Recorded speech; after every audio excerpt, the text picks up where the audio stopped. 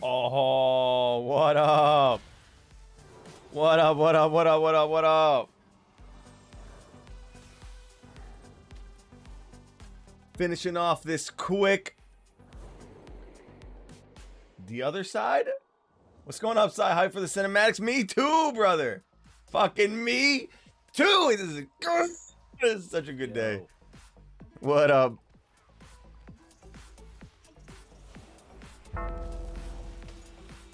Can you hear me? Yeah, what's up? Oh, I gotta turn your I turned my fucking Discord down. Hold on.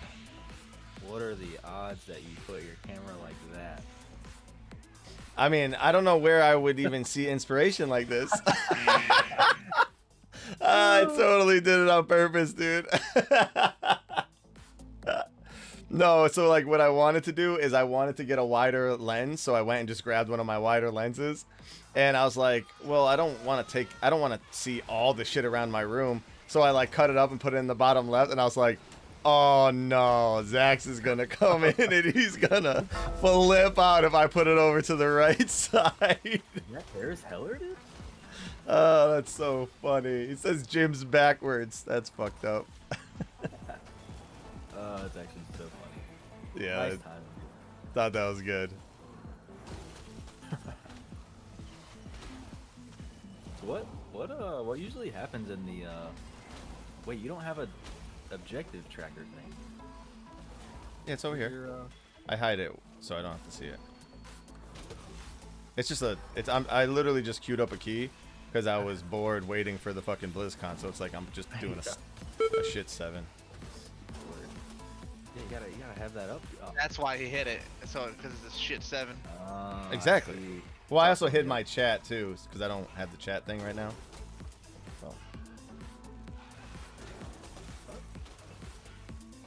I don't have the chat cover. Yeah. Well, can't you just copy the? Well, no, because it's gonna be this screen in a second, right? Whenever it's fucking ready. So. Just hid the chat. No one needs to see what these guys are saying, anyways. Nice.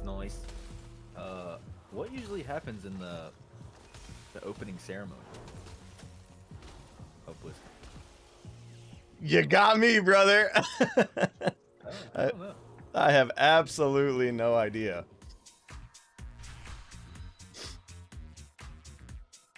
I'm not sure if we actually like learn anything or whatever. Well, then my giveaway would absolutely suck. Well, no, I mean, because it's the opening ceremony and then the WoW stuff after that. All right, right on. And then we're doing the podcast, right? Yeah, but the opening ceremony is just like for Blizzard. It's just like all Blizzard everything. I don't know if it's any like information or what, but it's like not specifically about WoW or any. But it's like an hour long, dude. So I don't know what they're gonna talk about for an hour. So fucking Overwatch 2 for sure. Black Lives Matter. Oh, you think? No. Does Overwatch even have a schedule? I mean, they better. Fucking Overwatch 2 is like the only big hype. Maybe TBC, Diablo. but That's definitely not true. what do you think? What do you think the hype is? Fucking, they got a Diablo. What's next? They got a World of Warcraft. What's next? So first of all, the World of Warcraft thing is on the main Blizzard channel right after the it's the main Blizzard channel is opening ceremony straight into WoW. First of all. So you're thinking that's their big fucking. That tells you everything you need to know, dude. All right, it's gonna be Diablo Immortals, Overwatch. How could you not say TBC is the big? Well, that's what I said. Overwatch 2 is definitely the big one. I think that's still the big one. Diablo. And then Diablo. TBC would be next. Overwatch section. Yeah, that's like, I didn't know that. That's trippy. If that's true, that they're not even gonna be talking about Overwatch, that's real fucking weird, dude. Well, like they have a behind the scenes of Overwatch 2, but like they already announced that the game is existing. You know, it's not like we don't know that it's coming. You know? Well, I thought they were gonna like do the whole release date thing now. Yeah, I don't know, but because BlizzCon is for like, hey, this thing that you didn't know was a thing is now a thing. You know, Big that's the release hype part. market. It's like, hey, we know, you know, we haven't said that we're gonna do TBC Classic. So this is us saying we're gonna do it. Well, And then, like, Diablo probably has some, like, random cool shit. Dance. I would get. Move. But yeah, like the main channel is opening ceremony into WoW, into Diablo, the rebroadcast of what's next, and then behind the scenes Overwatch rebroadcast, Debuff. and then more Diablo. So it's like right off the rip, dude. It's WoW. Move. Let's go. I mean, dude, all they gotta do is announce WoW too, and I'll be good. Debuff. Dance. TBC might as well be WoW too, dude. Move. True, facts. Basically gonna kill retail, you know what I'm saying? It's just a possibility. I know you're trolling, but there is that possibility. It's not happening, dude. Wait, why are people dying right now? Move. Shit. Lost is basically the raid boss. Oh. Can Frost even kill this guy alone? 7, yeah.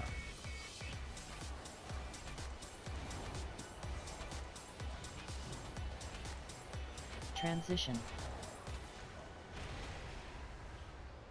Don't you be counting me out yet, old Loa. You never care about your people. Yeah, I didn't, okay, what does it say? Only power. Join us for the start of BlizzConline. Discover the latest from Blizzard Entertainment. No spoilers here, so you're gonna wanna.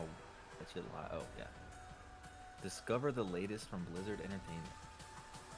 Yeah, I don't know how that goes. Bloodlust.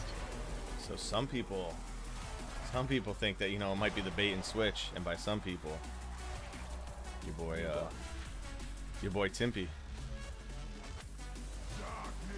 I don't know, dude. Overwatch 2 is like old news. Maybe. Dance. Move. When they, Are we maybe just they'll say, dead? like a release date or something, but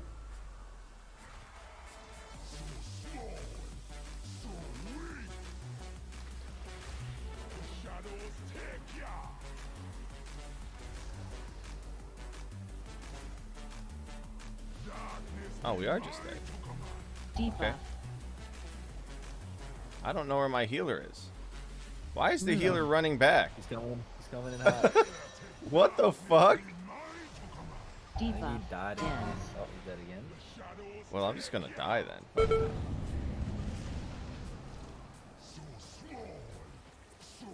But bro, you want to see something? Check this out. Hold on, I gotta take it off. Push the talk. Hold on. Still fucking laughing at the hair seller. Move. Look at this. The best hurry. Don't matter now. Just. We have a give. Wait, where is it? Giveaway. What the heck? TBC. Wait, which way do I go? This way. Raid, dungeon, Transition. and winning- win. win- wins? What's that? There's an R in winners. Weenies. I put weenies. I definitely put. I put weenies, dude. What the fuck? You weenie. I'm not changing it, dude. The fucking weenies. That's hilarious.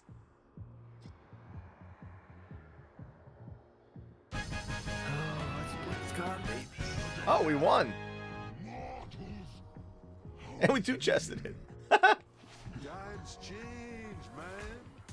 Mortals never be as weak as your This is a frost mage in the wild. They are Don't get confused though. potential.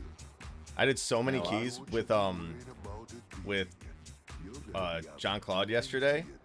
Yeah, y'all are And- fucking great. Bro, I went frost, I went arcane, I went fire, and then I went fire again.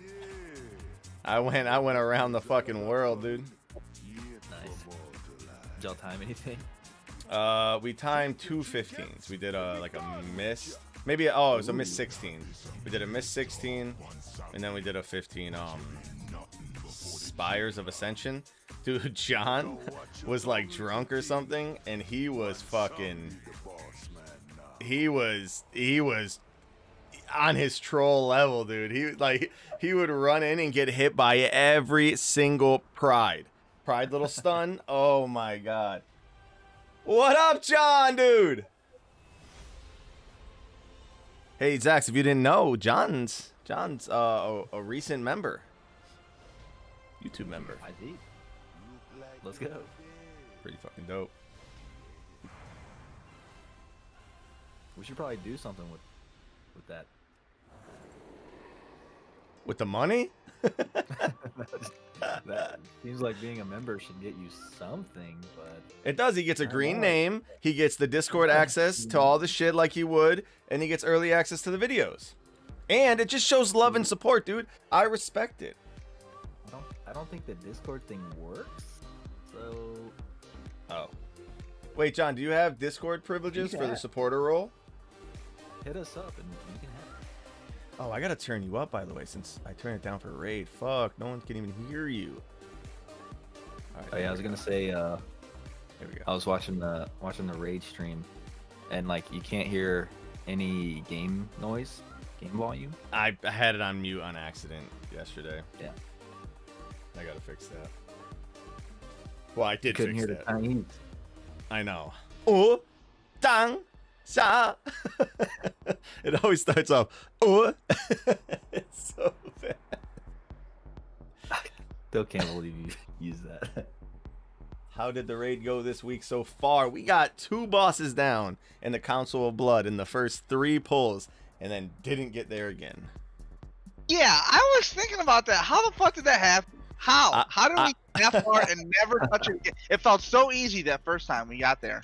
Yeah, I watched it over. It's the healing.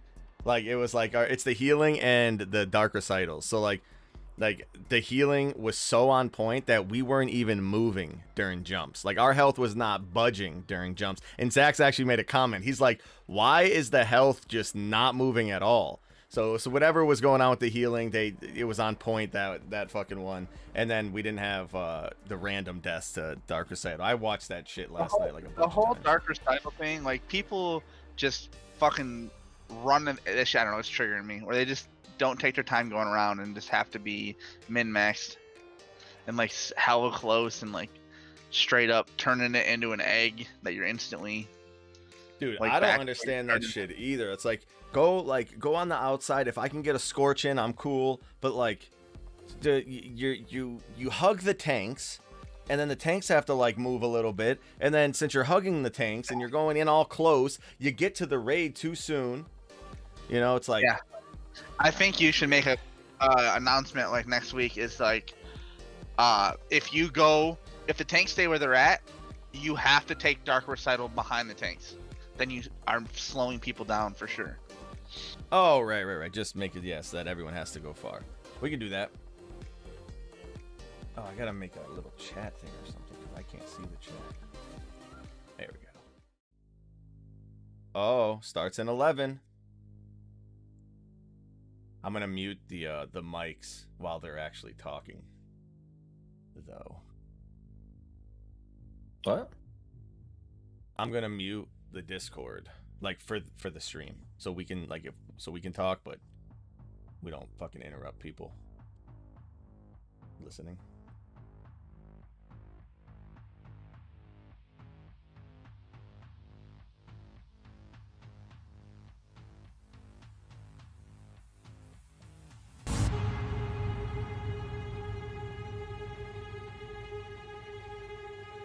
This is Christian Nerd. Is that Hodor? Yep.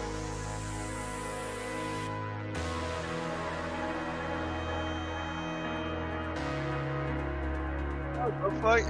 That's a big motherfucker though. Hodor getting down on the 1s and 2s.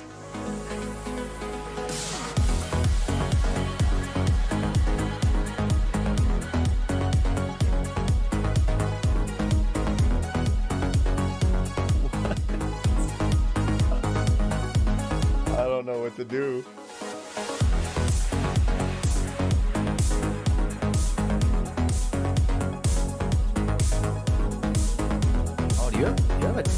Domination on the stream? When I talk, it'll drop. Yeah. That's trippy. Is that bad? Like, it sound bad? I mean, it's weird to me, but Oh no, I can't believe it, dude. It's a pretty fucking dope beat, though.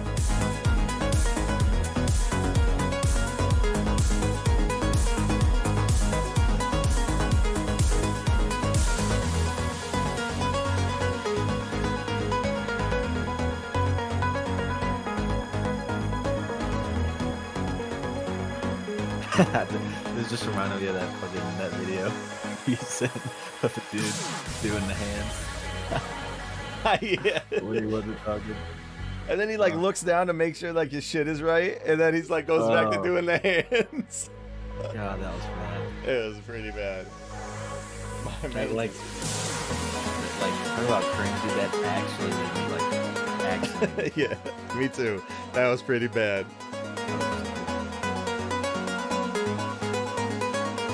Yeah, I was looking at logs for council, trying to see like what we were dying to, stuff like that. Yeah. I don't know. It seems like I mean we have a lot of dark recital deaths, so it's just like 1 or 2 people at a time, and then like we miss kicks, and that's pretty much a wipe if we ever miss a kick. But other than that, it's just like, you know, some shit happens. Drain essence like snipes somebody, or somebody doesn't jump, or you know whatever. Just Yeah, like I don't know why the generic drain essence easy stuff. leak aura doesn't work, but I think people need Over. something that screams at them. I don't know if it's the right weak aura, but you had one that was popping up on you every time. It was like on your left. Maybe you wanted like the bigger one. Yeah, no, yeah, that's the one that's just in the fucking overall weak aura pack. I want one that's like right in the smack middle. Yeah. What kill order are you doing? We are doing Klaus, Stavros, Frida. What's up, Natty?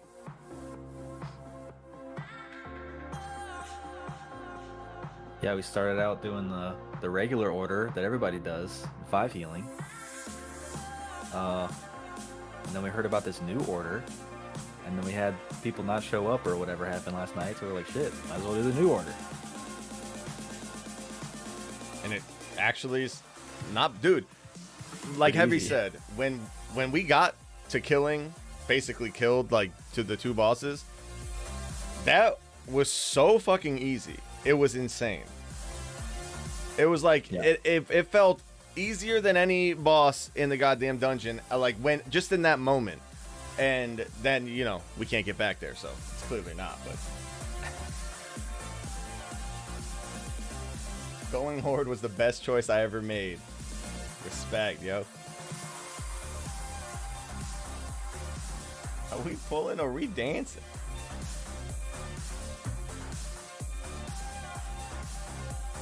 Dude, I finally fucking recorded that script Yeah, I saw that. God bless. after Man. all these years, dude.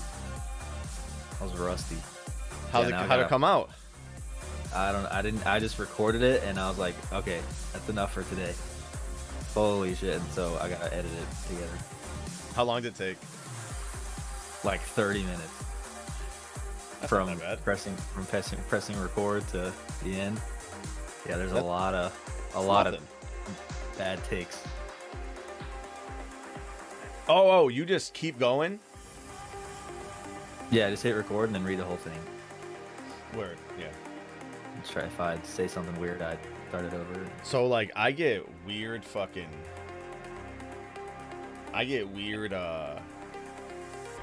so like if I do that, I'll get 90% through and then mess up and I'll delete the whole thing. And I'll do that 300 Why? times. Why? So I have no idea. It's a weird, like I get weirdly stressed out.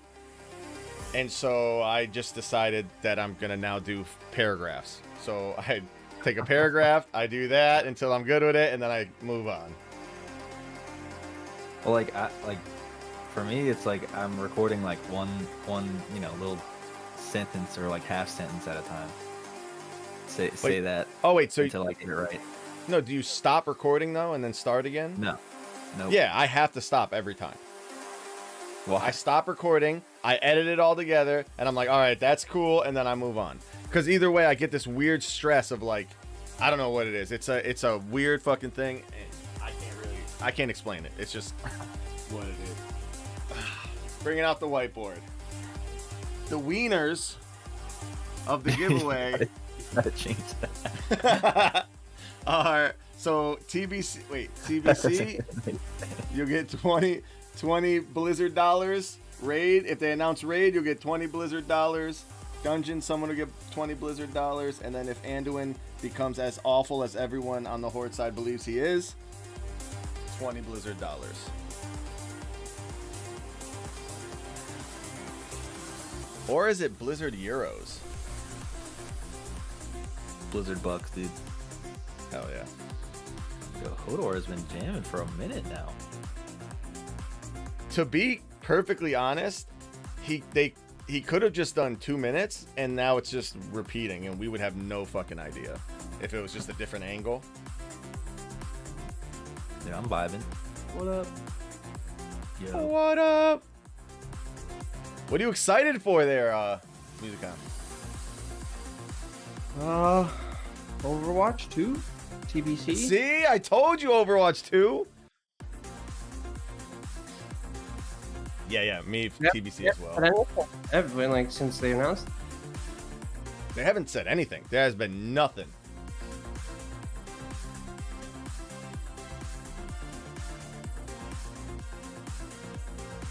Oh, they got the Game of Thrones guy DJing. Hold DJ hold door. door. Yeah, DJ hold the door. Legit, too. I don't know if he actually made this beat, but if he did, and this isn't like a troll, the shit is Troll, fucking dope. I almost went to go see him live. So he's actually a DJ. Yeah, like a super legit one. Yeah, because that beat is insane. It's like really good. God, if he made like a Hold the Door remix, that would be wild.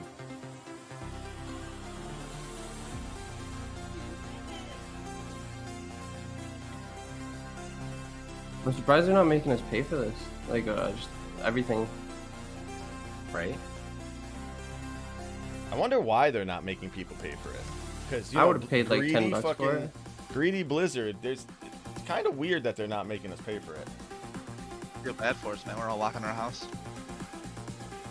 Even like $5 or something. I guess it's They- just to preserve the hype or something. They better still have like a dude on stage, even if like there's no one there, kind of thing. Like, It better like not be Apple some dude in does. like a room. Oh yeah. Yeah, that'd be cool to see some dude on stage. Yeah, it makes it feel like it's still, you know, yeah. Oh my god, it's in 2 minutes. Oh.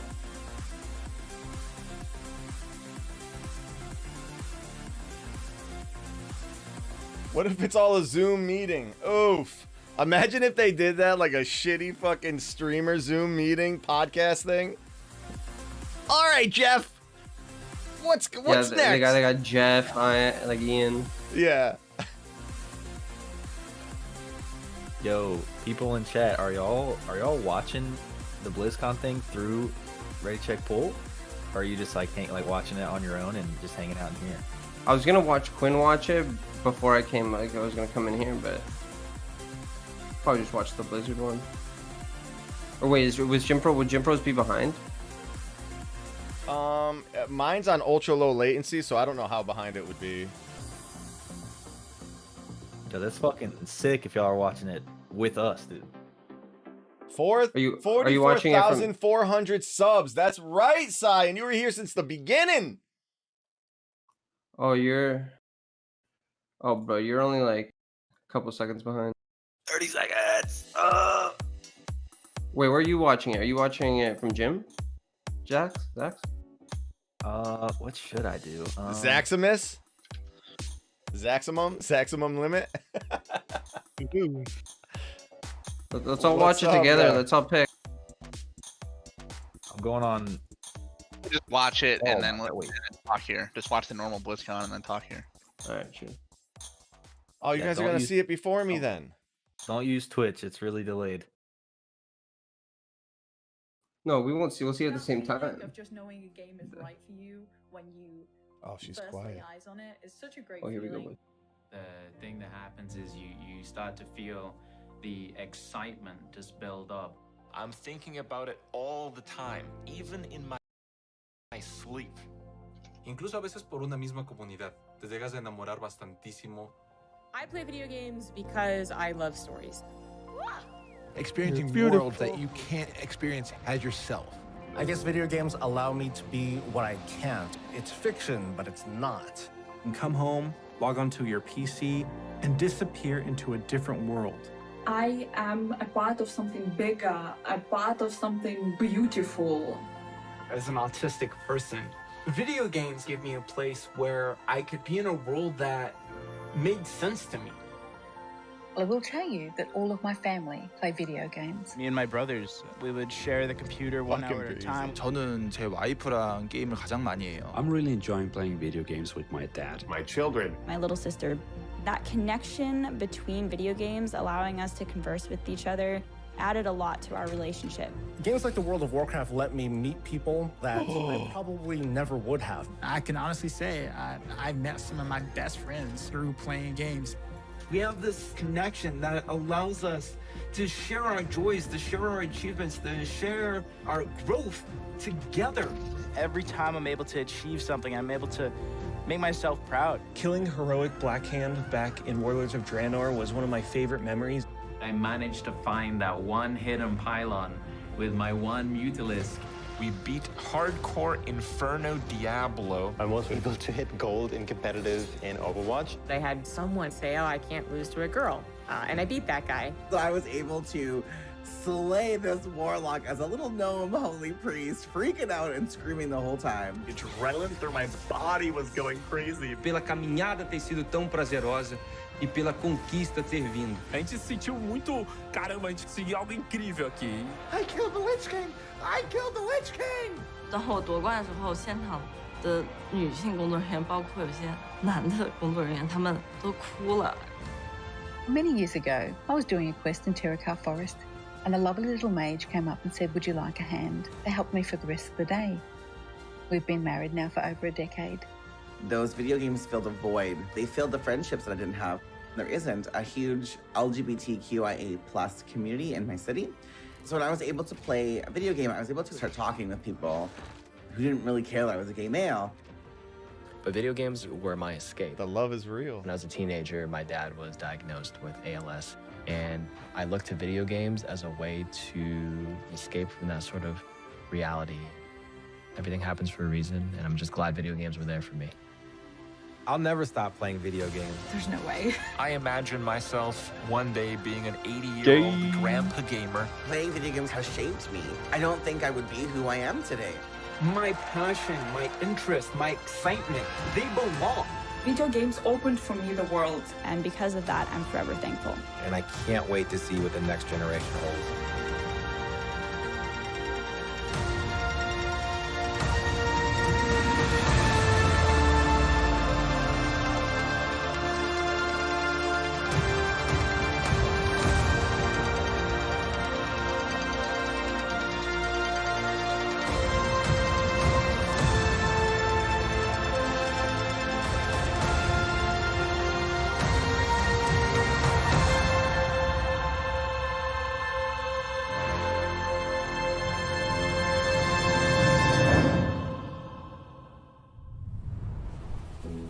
Bro, that's an intro. Holy. That was so good. BlizzConline, a celebration of 30 years of Blizzard communities and 30 years of Blizzard games.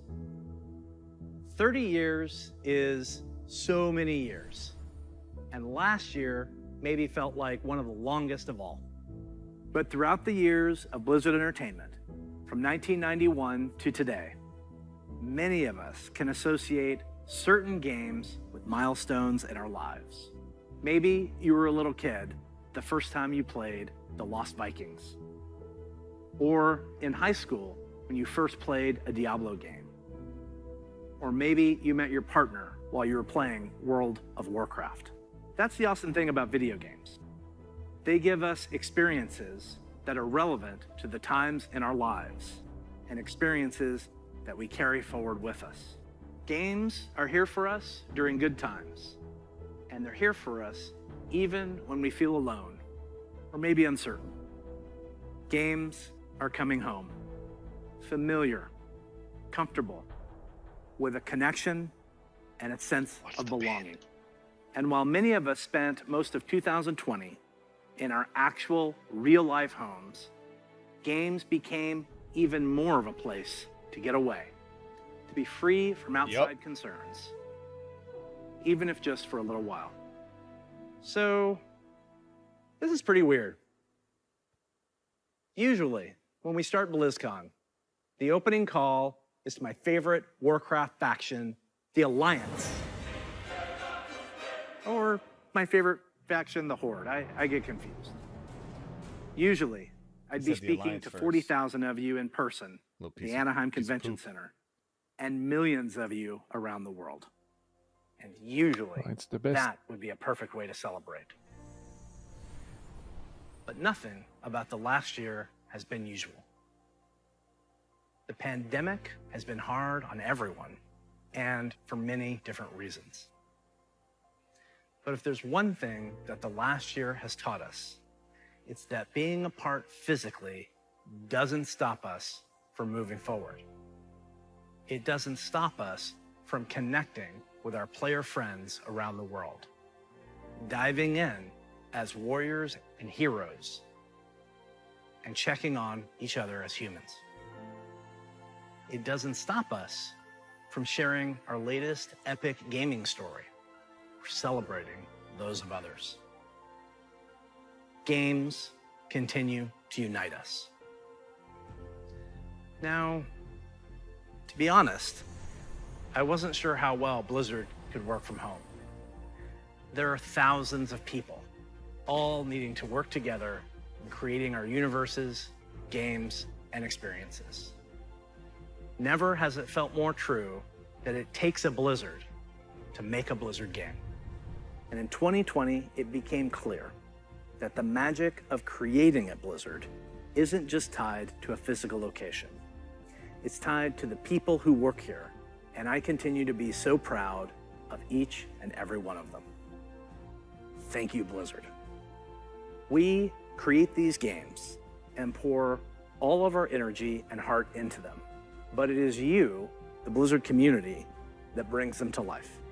And that's why BlizzConline is a celebration of you, the guild leaders, healers, DPS, tanks, innkeepers, Zerg, Terran, Protoss, Blackwatch, Shimada, the heroes of Sanctuary and of the Storm. These next few days are for you, our Blizzard community. Did it skip for you guys? For World of Warcraft, Yeah. we'll be showing you what's next for both Shadowlands and Classic. I'm sure you're all burning in anticipation for that one. Got him! Hearthstone is getting back to its roots in a major way. We can't wait to show you how. We also have news for our Diablo community. Some of you were able to dip your toes into the depths of hell in the Diablo Immortal Technical Alpha. I really enjoyed seeing players embrace the multiplayer aspect of meeting in town. We can't wait for more of you to get your hands on it. So, it's only the beginning of the year, and already there is so much to look forward to, even though we can't yet be together in person.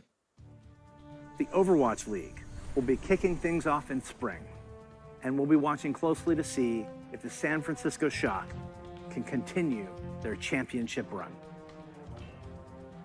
World of Warcraft esports is back with the Arena World Championship and Mythic Dungeon International already in full swing in Shadowlands. StarCraft 2 and Warcraft 3 esports are going strong with our friends at the ESL Pro Tour. and qualifiers are already underway for the first online stop of the 2021 Hearthstone Masters Tour, with the first event taking place next month.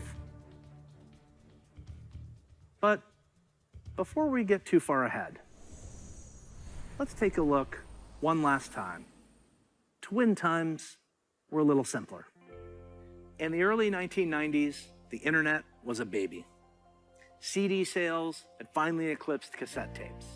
Cassette tape, it's a rectangle piece of plastic, and there's a tape inside, and music would get recorded on, and sometimes you needed a pencil to wind it and make it tight. I know, it sounds crazy. We were all playing video games I got a pencil to on make Super it tight. Nintendo, Sega Genesis, DOS, or Mac PCs. I personally was a master of config sys and autoexec bat. So many simple things in simple times. If only we could relive them.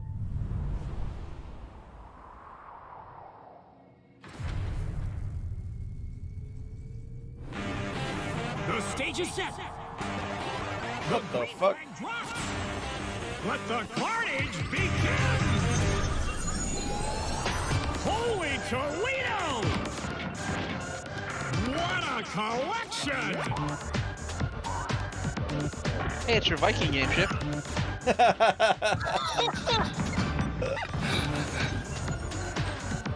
Now we're talking. Oh, Blackthorn.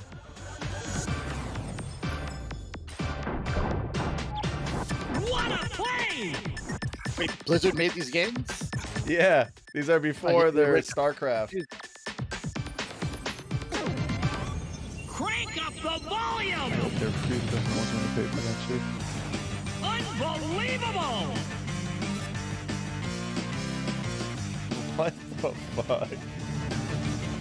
Whoa!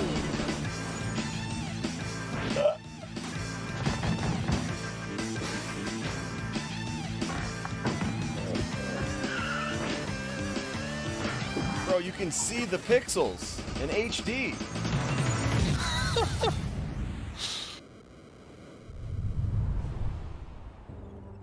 The Blizzard Arcade Collection, featuring the Lost Vikings, Rock and Roll Racing, and Blackthorn. These are ports of the games just as you remember them, allowing you to Fucking relive Blackthorn. the original experience of all three They titles. will resell in anything. 13 different languages, with a couple of quality They're probably of life making these upgrades. free. As an example, we include very modern, cutting-edge functionality that wasn't available in the early 90s, both saving and loading of games. And for Saving those and of you who loading? purchased any Blizzard Digital Anniversary Bundle via Battle.net, you'll automatically receive the Blizzard Arcade Collection on PC today.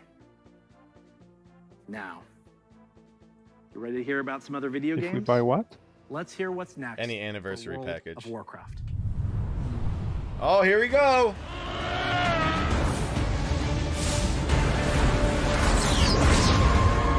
The winners! The weenies! The weenies, dude.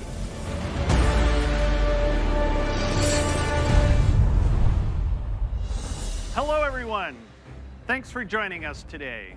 No matter where you are, World of Warcraft unites us all.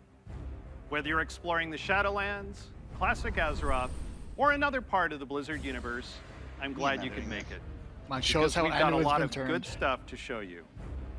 But first, let's start with some Covenant pride. Kyrian, take flight. Nightfade, Pride. let the hunt begin. Kind of waiting for a cinematic. Necrolords, to war! Vintha, let's party. The world has thrown a lot at us since the last BlizzCon, and the thing that's really kept everyone going on the WoW team has been connecting with all of you. The bonds we forge with our guilds and family and friends in WoW are powerful and real. As WoW enters its 16th year and Blizzard celebrates its 30th anniversary, we're so grateful to have the most dedicated and friendly communities in gaming. Let's recap the events in Azeroth. In WoW Classic, we fought an endless battle for South Shore and Tauren Mill. We banded together to open the gates of Anchorage.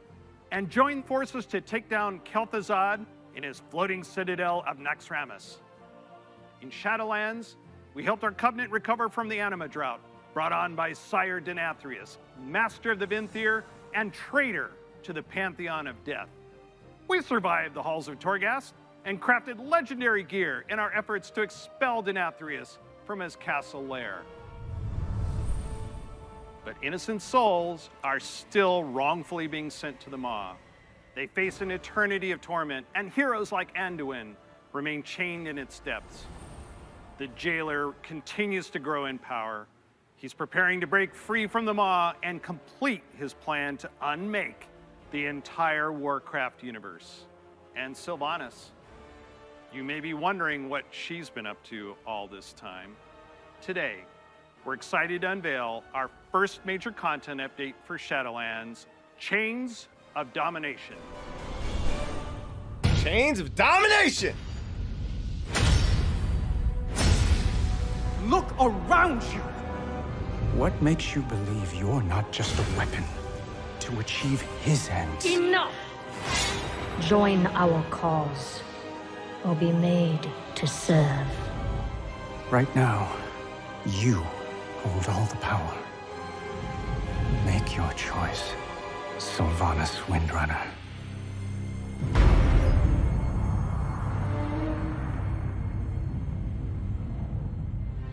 Despite all our efforts, the Maw continues to grow. What if Denathrius' treachery is irreparable? The Primus is lost, and Bastion cannot save the Shadowlands alone. None of this should have happened.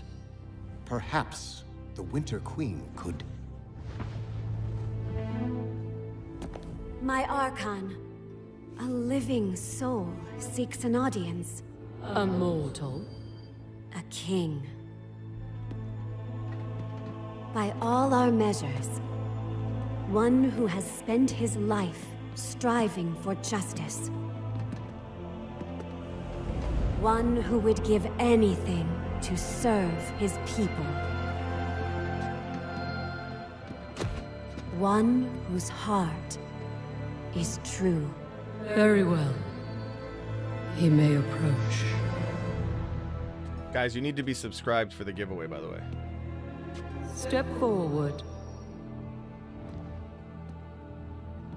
My Ascended have spoken of you. The king, held captive in the Maw. That prison could not hold me forever. Why have you come to Bastion? You have a key that I need. You will release this soul from your grasp. No. He is bound to me. Just as you once sought to bind your own brother.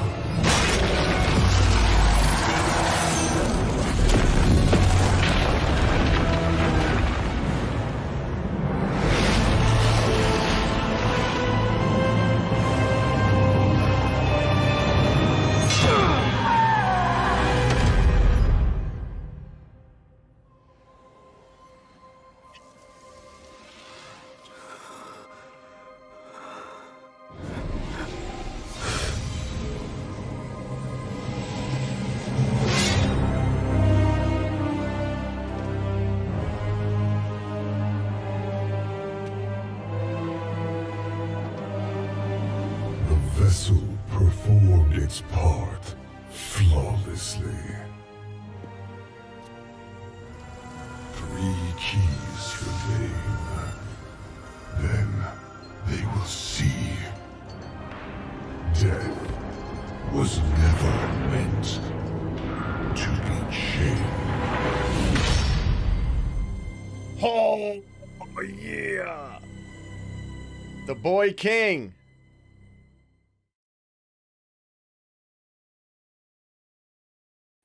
There a prophecy about a boy king making a puppet or some shit? That is so intense.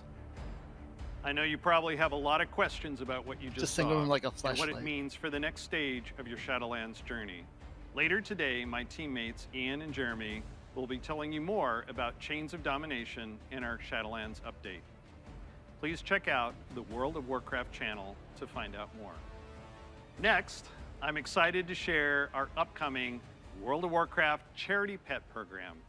We've heard a lot from our community about how much they love these pets and the opportunity to give to a good cause, along with ideas to make the program even better.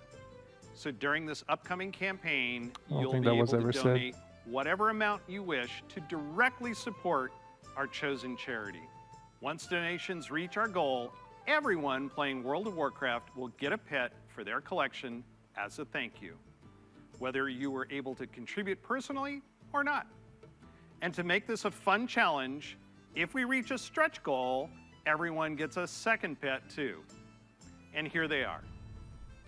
The first pet is Bananas, literally. He was originally available to a select few back in Burning Crusade era, so we're excited to give everyone a chance to adopt him. And if we reach our stretch goal, you'll also get Daisy the Sloth. She's an all-new pet who'll hang around your neck when you need a hug. Your donations during this campaign will go to support the medical humanitarian organization Doctors Without Borders, also known by their French name, Médecins Sans Frontières, or MSF. They're an amazing group Médecins Sans doing important Frontières, work around the world. motherfuckers. We're grateful to have such a generous community, and we hope you'll help support this worthy cause. We'll be sharing the details about the charity pet program on the World of Warcraft website soon. So we've talked quite a bit about Shadowlands.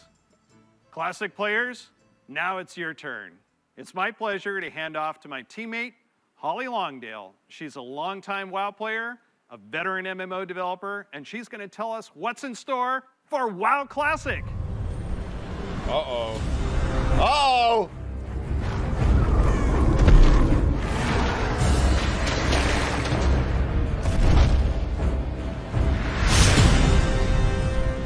Hi, everybody.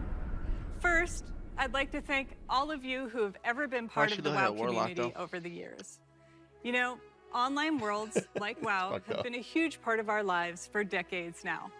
As a dedicated MMO fan and a developer myself, I remember hearing that Blizzard was going to be making their own MMO. And I thought, well, I guess I'll check out that beta. And sure, we all call the game WoW, but really, wow. I could not believe I got bit by the MMO bug again.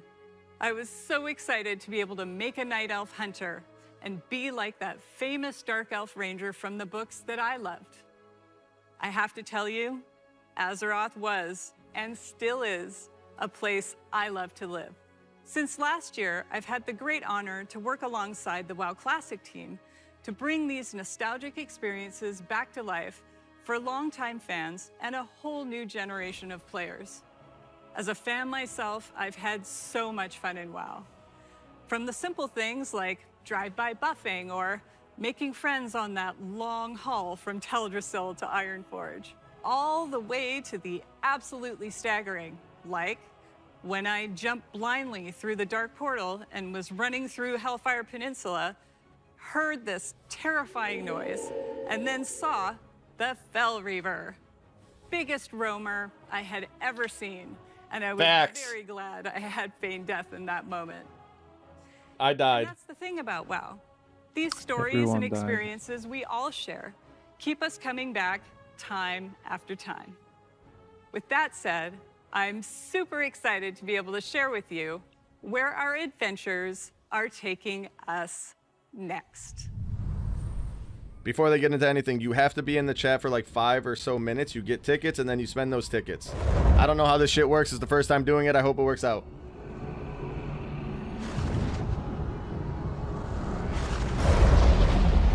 Is it Twitch or YouTube, Jim? Both. You dare enter my realm. What's the giveaway? $20 Blizzard balance. 4 times. 2 time.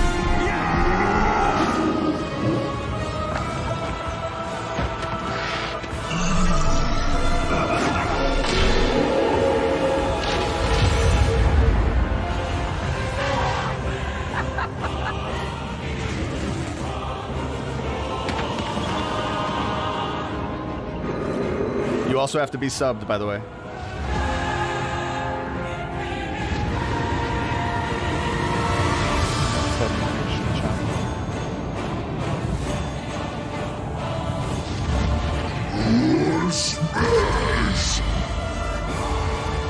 Your foolishness has brought you to this end. Take my blood and choke on it. Death to the outsiders! Lady Boss, baby! Turn your world upside down! You are not prepared!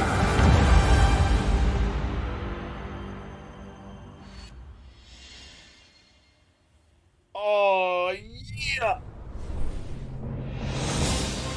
We were not prepared. Now we are. Now we're over-prepared. Like This is the exploring important part, the to fungal see forests of if it's Zangarmarsh, gonna be fresh or not.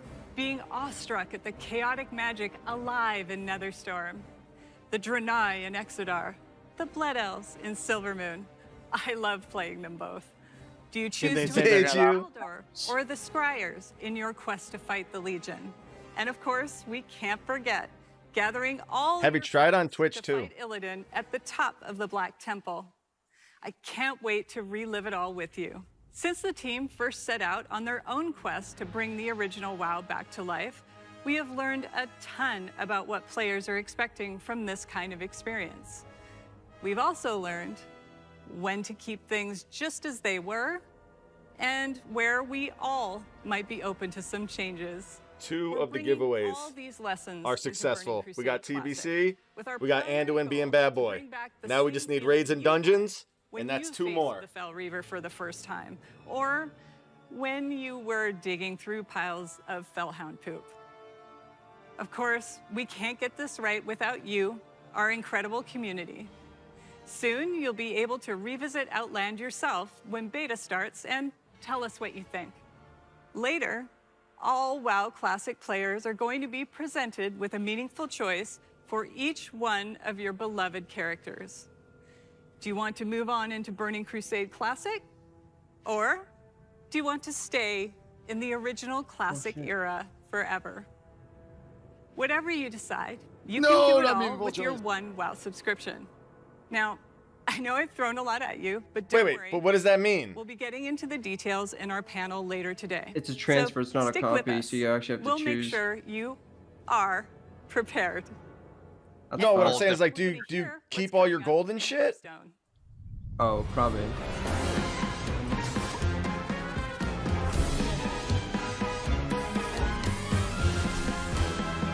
Which kind of fucks. People already have like hundreds of thousands of gold.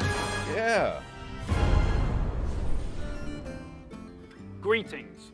We're truly excited to share with you everything that's coming to Hearthstone this year. But first, let's take a quick look back at the year of the Phoenix. We added our first new class, the Demon Hunter, and ventured into the ruthless Outlands. Then we went to Skullman's Academy and got to explore That dual game's class still cards alive? and their powerful synergies. Oh yeah. And with our third expansion of the year, we brought you Hearthstone's biggest update ever, alongside the menacing old gods in Madness at the Dark Moon Fair. We launched a brand new game mode, Duels, that saw more than 10 million matches on its first day. We also introduced And saw none the next day. and made a significant overhaul to the rewards and progression within the game. Now, it's time to say farewell to the Year of the Phoenix and see what's in store for Hearthstone this year. Welcome to the Year of the Griffin. Over the last couple of years, we've made big changes to Hearthstone. Throughout the Year of the Griffin, we want to keep delivering fun, new experiences. You can only add 2 Make points, sure Sai. that the Only tens 2 of max. millions of you playing Hearthstone are always excited to log in. First up, we'll be giving the standard format its biggest shakeup ever, with the launch of the core set later this year. Everyone in chat is just The core writing set a skip. replaces the old basic and classic sets with a collection of 235 cards made up of some of the best from throughout the years, as well as 29 awesome brand new cards. And the best thing about the core set is that it's entirely free. So there's never been a better time to get into Hearthstone. Here are 3 of Hearthstone's legendary dragons, reimagined to feel more up-to-date and competitive for modern-day Hearthstone. Ysera the Dreamer. You'll finally receive her full arsenal of dream cards right away. She's a nightmare for your opponents. Malygos the Spellweaver. He'll fill your hand with spells and is a powerful late-game play, worthy of the aspect of magic. And finally, everyone's favorite black dragon, Deathwing. He's still as destructive as ever, but timed correctly, he won't leave you empty-handed. We'll also be launching a brand new format, Classic, where you can play Hearthstone as it was when it first launched. The Classic format will be fully supported, complete with ranks and rewards Classic using Hearthstone, Hearthstone's original set of cards. So, if you want to relive the old school experience, oh, thank God! Is the place for you. With Classic, yeah, fuck this ever-expanding game. I want the old shit. The future and explore the first expansion of the Year of the Griffin. For a hero of the Horde, all roads lead to the crossroads. You have come for adventure. But the Barons wants to break you. Your axe must be sharp. Your wits must be keen. And your heart must be mighty.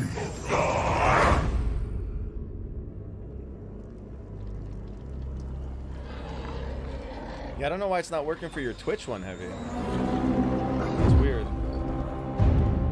I don't know about that. Are you followed? I think you are. This is who we are.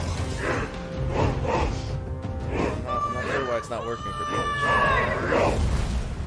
I'm the only one in here, so. Okay.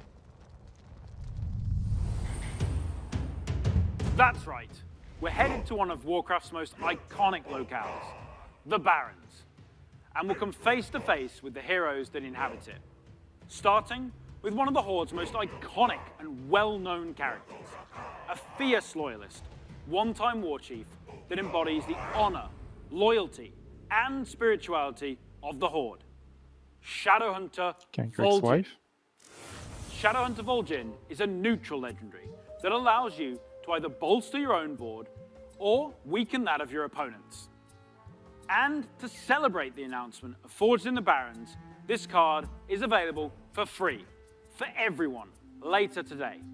So log into Hearthstone and claim your free copy of Shadowhunter Vol'jin. Nobody does sound better than Blizzard. As a bonus, we're also giving away the brand new 30 years of Blizzard card it's back. Jimfro. It's not under RCP. Next, we have another hero of the Horde who is making his first appearance in Hearthstone.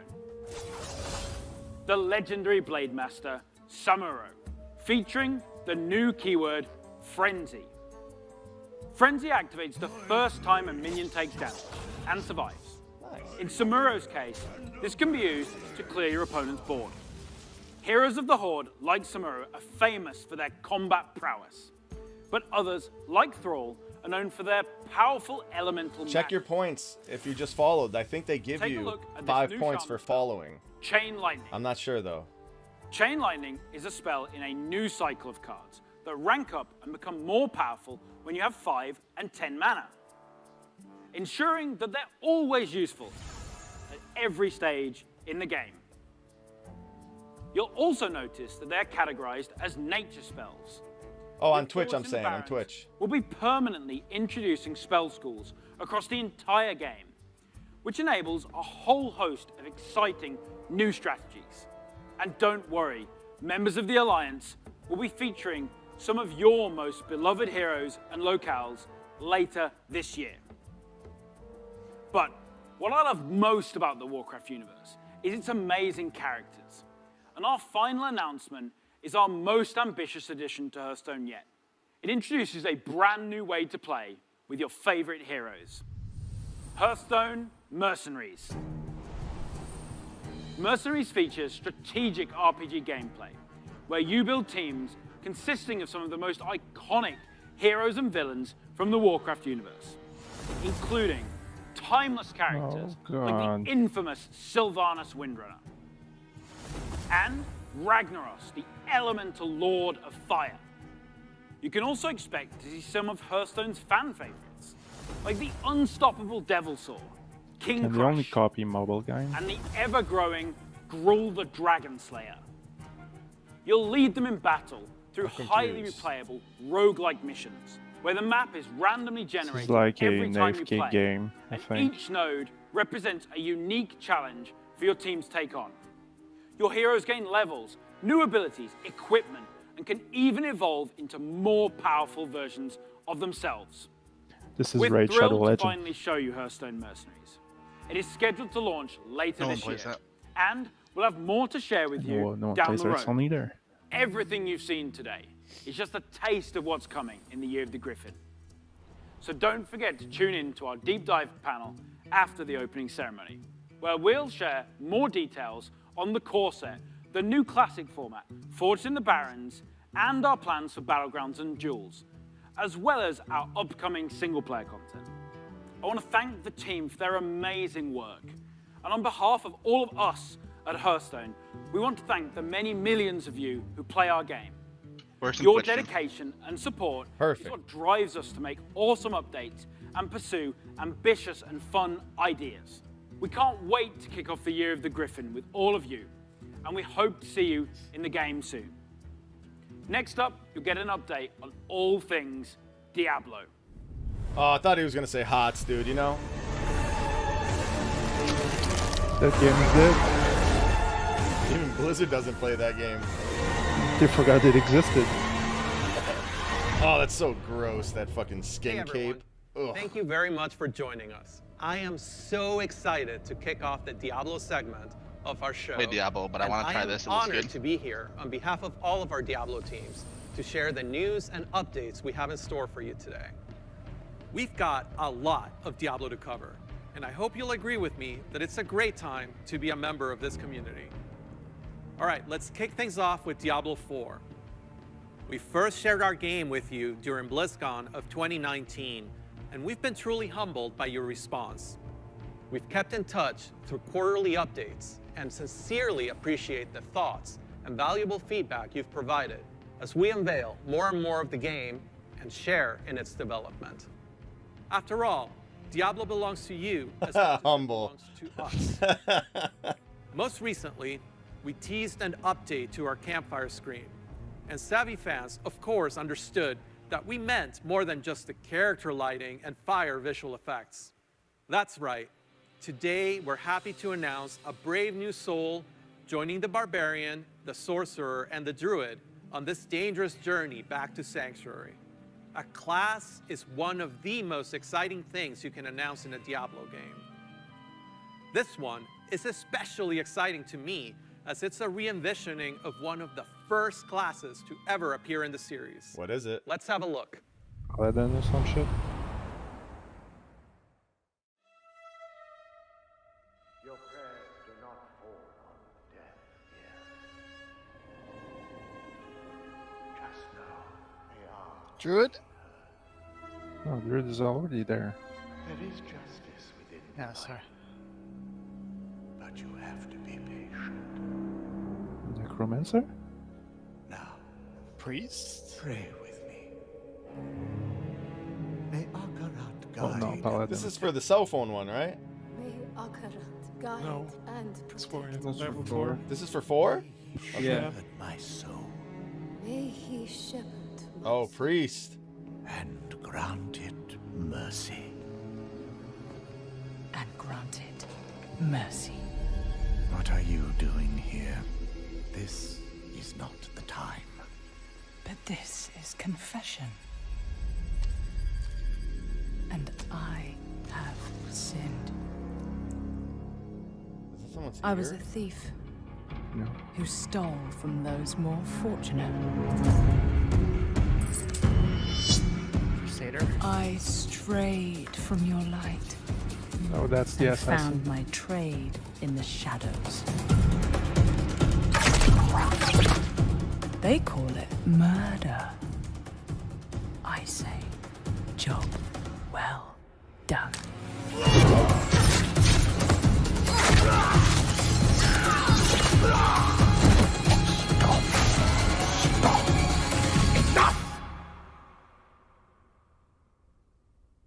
I am a thief, a heretic, a murderer, Father. Will Akarat save me? You mock our light. But those monsters were a scourge upon my flock. And you were the answer to their prayers. Then we are settled. And you owe me. The name you seek is... Thank the heavens for you. Heavens? I assure you, Father, the heavens didn't send me. Ooh.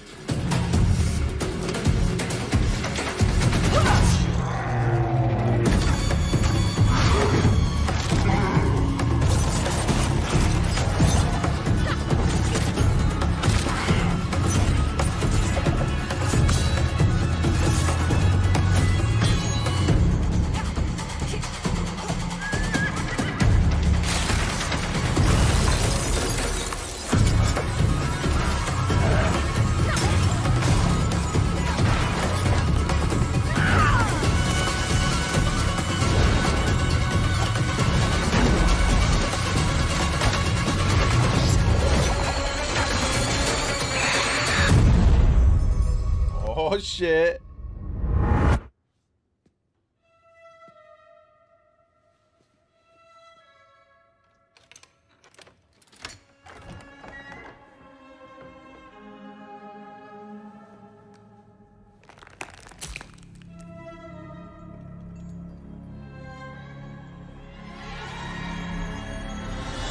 That's a nice collection.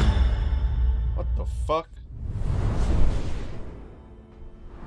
Just the sound of that ear getting pierced by the hook is so brutal. I feel like it's gonna haunt me for a long time. I've been a huge fan of the Rogue ever since the original Diablo. Even seeing them come back as NPCs and mercenaries in Diablo 2's Rogue Encampment served as a great bridge between the games. With the setting of Diablo 4 being a larger world than we've ever played in before, we're excited to show you not just what the successors to the original rogues in the series have been up to since the fall of their order, but also what some of the other rogues in the world of Sanctuary might look like. The mantra for Diablo 4 They're the has rogues been from the Act customization 1. first, and the Rogue takes this to a whole new level. From the beginning, the Rogue has been an incredibly flexible class, able to adapt to any situation. Our goal is to let you create the kind of rogue that you want to play. Whether it's an unrivaled archer modeled after the original Sisterhood, or a cloak and dagger rogue from the darkest alleys of Chaldeum, in Diablo 4, you will have the freedom to create the rogue that you imagine by customizing the looks, the background, and the playstyle of your character. Please stick around for our segment later today, where I'll be joined by other members of the Diablo 4 team to share a closer look at the rogue class, as well as some of the open world gameplay that we're bringing to the game. Spoilers, those severed ears are not just for show. But Diablo 4 is not the only Diablo game we're talking about today. If you're looking for an authentic Diablo experience on mobile, we've got you covered. Skip. Diablo Immortal has everything you'd expect from a AAA action RPG. From the visceral combat and epic loot to an all-new story, bridging the gap between the events You don't have a phone? of Diablo 2 and Diablo 3. Later today, you can join the Immortal team, where they'll talk about some of the things they've learned from their recent alpha test and what's next for the game. But that's still not all. We have one last bit of very exciting Diablo news to cover. When you hear us talk about the classes, the items, or the stories of the early Diablo games, you may have picked up on the absolute reverent tone we reserve for that golden era of Diablo. Maybe you share that love of the classics, and just hearing us talk about them makes you want to take on Mephisto or Baal one more time. Jimfro trying to get his money back. Or maybe even for the first time. After all, some of our favorite moments happened a long time ago, and not just in Sanctuary years. If so, we have a special surprise for you today. Let's check it out.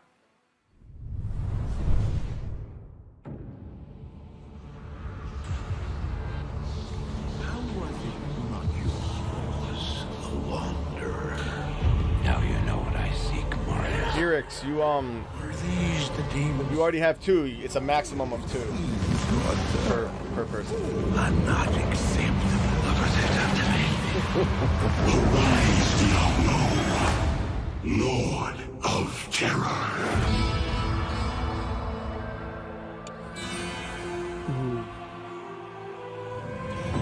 Though this be our darkest hour, it may yet be your greatest moment. Now this is hype.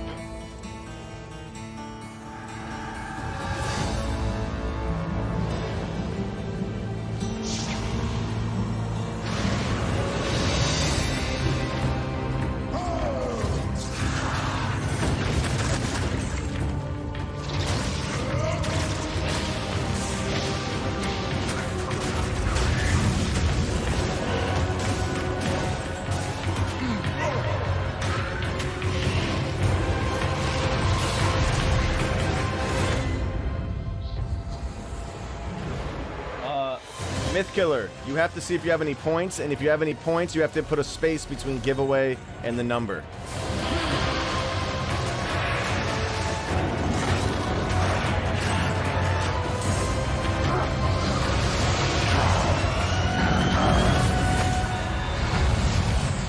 Not even death can save The game looks slow.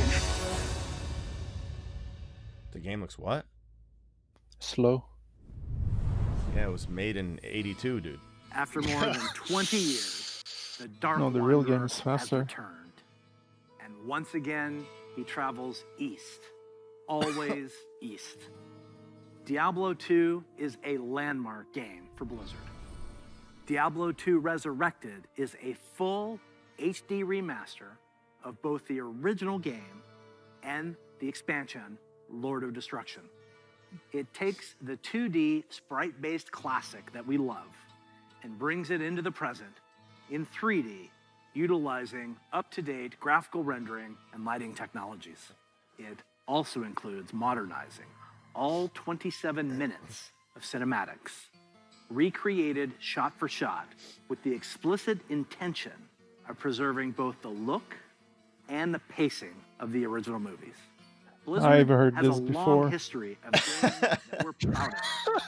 And when we think about Diablo 2, we think about it as a definitive pillar in our foundation.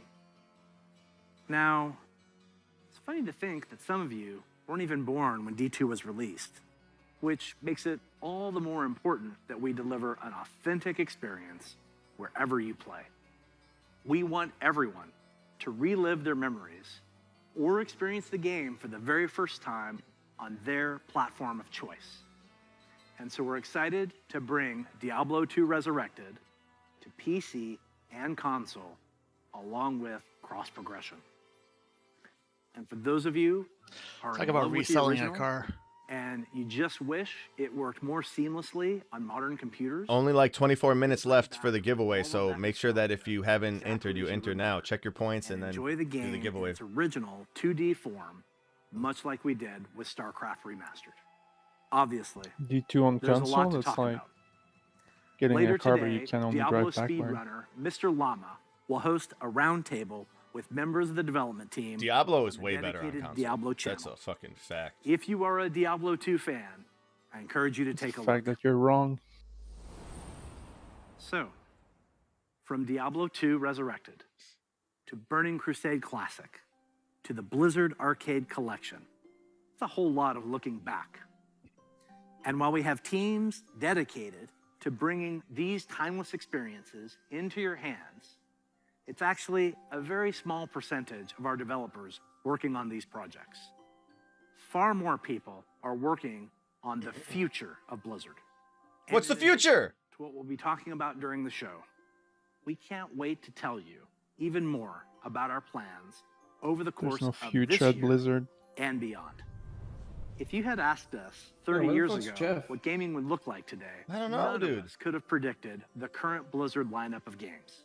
The advances in technology are one thing, but it's really what those advances have enabled that's even more incredible. If you think about the people who play games and the communities that have grown up around them, the way people can connect instantly, no matter where they are in the world, the way people are increasingly able to express their identity and celebrate who they are through their favorite games, communities, and Fucking furries. the explosion of things like streaming, cosplay. I like things that are cute. It would have been hard to imagine You like any of dick that in your ass? 30 years ago. Hey, whoa, whoa, whoa. Relax. Is what excites us about the next 30 years. There is so much that we're working on. And some of it you already know about. The rest, we look forward to talking to you about it when the time is right.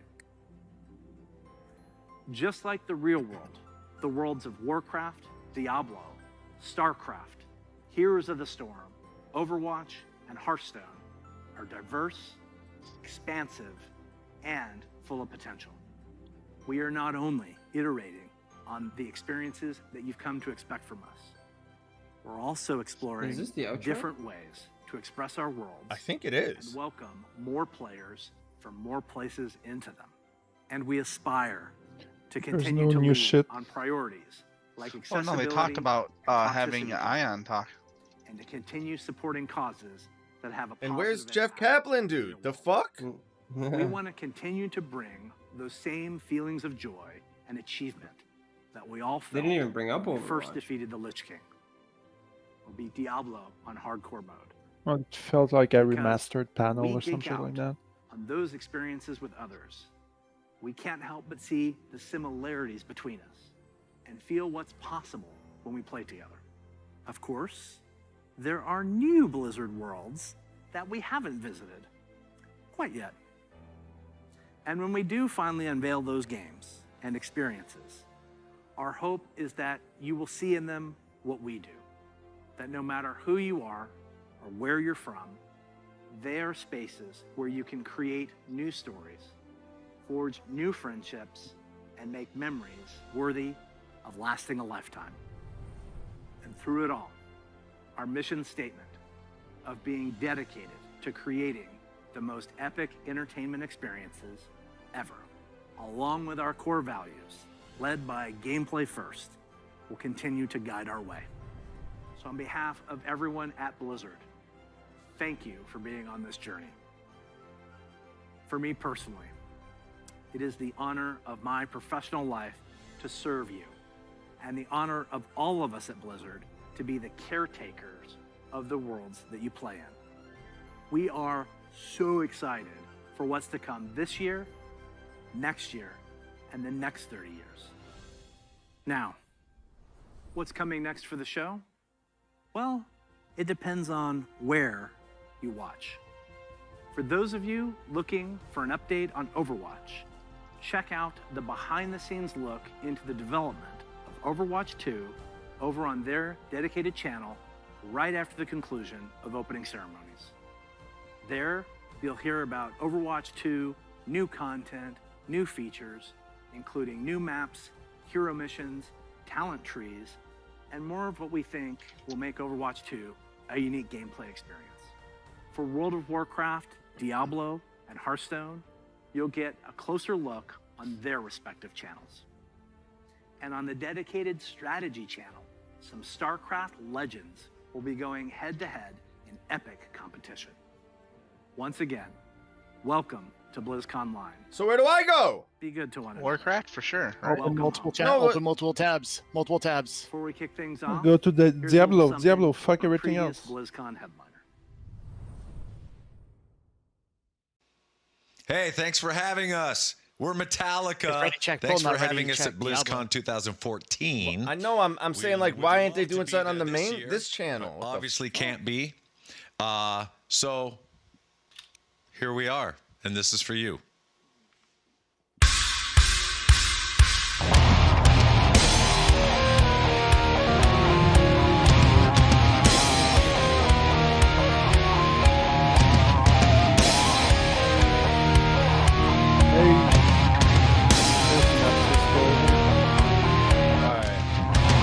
For all the Metallica fans, I'm gonna mute that because no one else here is other than you guys. So, all right. So that, so what's this say? Okay, so we gotta go like. Okay, so we gotta wait. We gotta wait like what? 5 minutes? 10 minutes? All right. We got 17 minutes left on the giveaway. So if you haven't gotten in, get in.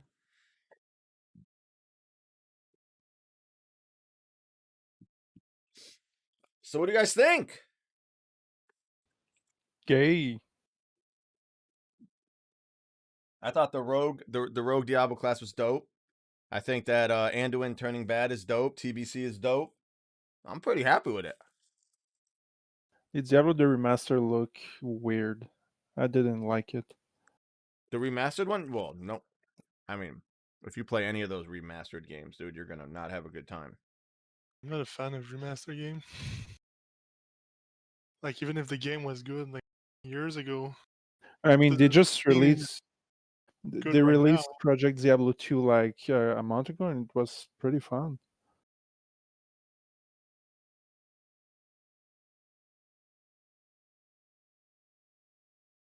Cinematic is good, but I mean, I would love old soldier type cinematic. Yeah, if I felt like the Diablo 4 cinematic, like the story was cool. The fucking cutting off of the ears, hanging that shit up was cool. The fact that her ear was cut off, meaning that her ear was probably hung up too. It's pretty cool.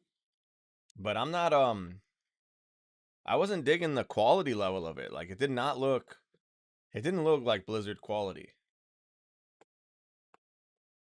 And it, Great. well, they haven't announced anything about that game. It's only looks right now. Like, how will it function? Will it be like just like another scam like Diablo 3? Or will it be more like Path of Exile? The thing is the game come out in like at least 3 more years. Yeah, that's Pretty a long, much nothing is set in stone and yeah, that's a long time off. Maybe the genre will die then. The who? The genre? Oh, genre. Genre. Wrong. All right, but let's be real. When TBC comes out, Please Clap is gonna be moving over. no way to play that. What's that? There's no way I'm playing TBC. Me You'll neither. play it. You'll play No. it too. I played that shit when it was fun years ago. I have no interest in going back to that bullshit. No quality of life. No quality of life? What? Man, I'm excited. I don't know. People get all bitch about not having a flight whistle, but they want to go play classic. I mean, I guess if the people that are bitching about flight whistles don't want to play it, I can understand that. But oh, it's gonna be massive. Man, I'm gonna be. I like the things that I'm excited for. It's like not. I literally have to do it. Like I have to do Karazhan again. Like I have to do Gruul's Lair again. You didn't do Karazhan enough and fucking. No. I legit. I have to get the Malorn set. I have to be a druid. Like there's things that I have to relive because it's not too often where you get to relive your childhood at all, and this is one of those moments where you actually can. So I'm gonna do that for sure.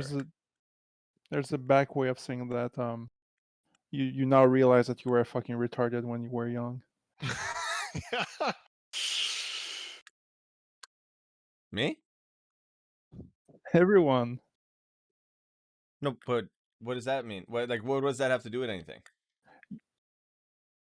It's a shit feeling. That you were dumber when you were young? Yeah, like I recently replayed Final Fantasy VII, like the old version, and God, I was retarded when I was young. I just played. Oh, I know what he's saying. I played Ocarina of Time, and that shit was still dope. You might not. You might be still retarded. But I did play 007, and that was absolutely horrible. Absolutely horrible. Yeah, I'm surprised Activision doesn't slide in there and throw in like a Call of Duty trailer or something. Yeah, no, that would be fucking strange. Fucking Blackthorn. Blackthorn. Oh my god.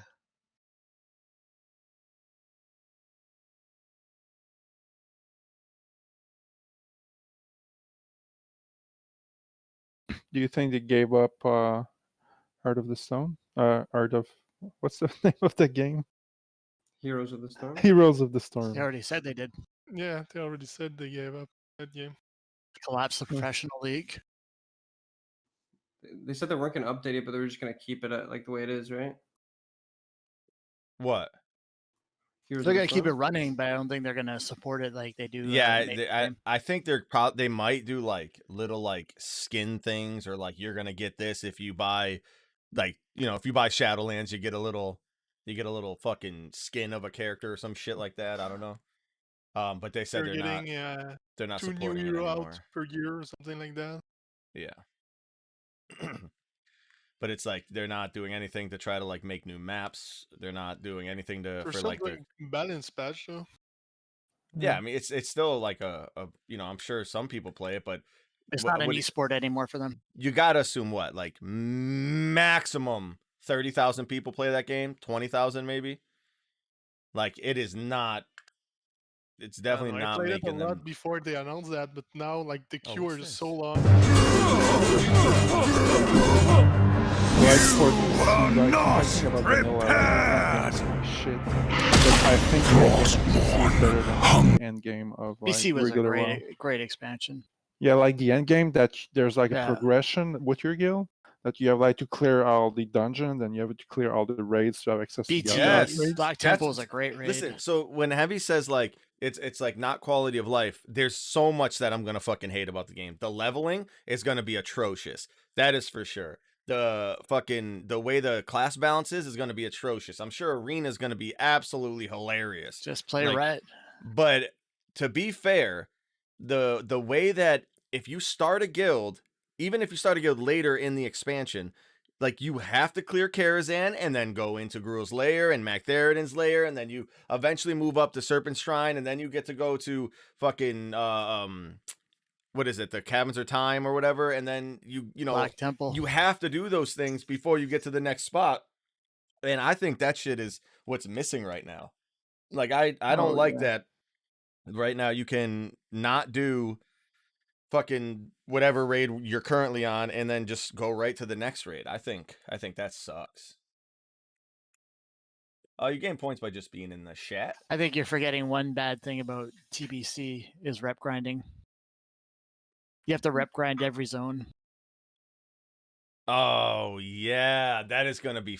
Yeah, but think about this because it unlocks like some of the dungeons or the something. serenity that you get from going into Nagrand and just farming elementals in that gorgeous area. I'm waiting for that shit, dude. I'm waiting to get the flying mount that takes forever to get, but when you get flying, you just laugh at all the little peons that are still running. Like, can't wait. Can't wait to also, what you can't do anymore in World of Warcraft, I can't wait to be able to fly around in all of the zones. Just fly from one zone to the next instead of going through these stupid portals.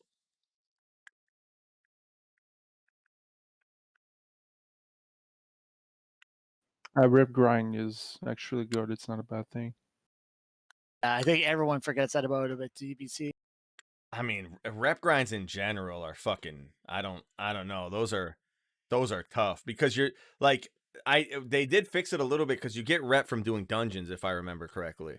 So like you're able to at least spam dungeons to get your shit up, but like doing the same thing over and over and over and over, that shit is rough. It's fun. Like you don't have a profession where you just go around and skin shit for a huge amount of time. Oh, we got something. Classic. I'd like to start with some introductions with these fine gentlemen with me and myself. I'm Holly Longdale. I'm the principal producer for WoW Classic. A little bit about my background. I spent 13 years working on EverQuest. I started as a game designer and eventually became the head of the studio for the EverQuest franchise. Ooh, she's an OG. That said, I've always she been got a my WoW respect player since beta. She got my respect right so now. this is obviously a dream come true for me, and I'm thrilled to be here with you. Literally in real life, you know she sacrifices like cats at for World least. of Warcraft. I've been at Blizzard for 15 years now, and have been on WoW for most of that time. Avid WoW player myself, and really excited to open up that dark portal again as we all step through it. And my name's Brian Birmingham, and I'm the lead software engineer on WoW Classic.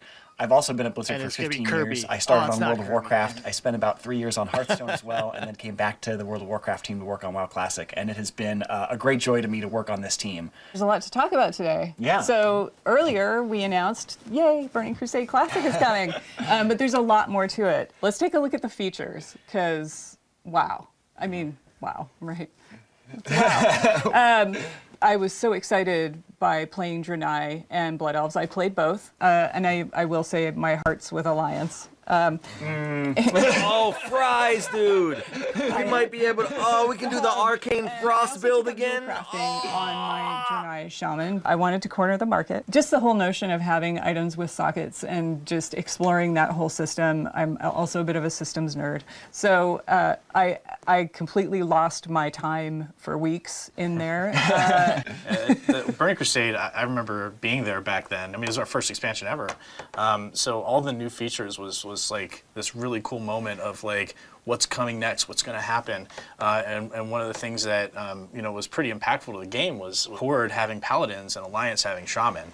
I mean, as an avid PvPer myself, I remember going back and trying to fight Shaman. I was Alliance back then. And just not understanding that class at all because my team didn't have it. So like I try to poly them and then be like grounding totem. I didn't know what that was. And it's just like, why are Shaman immune to everything? I don't understand. That's not what you said. Yeah, no, I did. No, you said developers they're used cheating. to be Alliance. I understood polymorph druids, but Shaman, why? Like now I started to understand Shaman a little bit better. We got some of their benefits. I actually like got to see totems being placed down on my side for once, and got to see the frustration of dealing with Bubble Hearth on the other.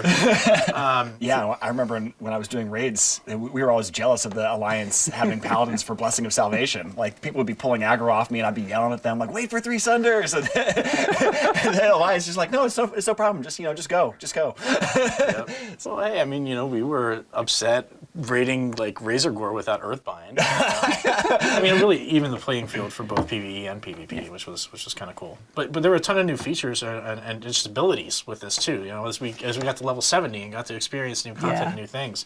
I remember one of my first experiences with understanding what it meant for designed by Blizzard, right? Oh, Because I was an engineer, right? I wasn't a designer. I was working on like the live ops team at the time, and I was playing my class, avid player of Mage, and I sent this long email to Tom Chilton saying like, hey, here's what Mage needs. The Dawson Manifesto. So it was a well thought out forum post. And what was in it was things like bring back invisibility, let's get a threat dump in the class. And I didn't even necessarily tie those two together, but he was like, that's a pretty good idea, let's get Mage's invisibility.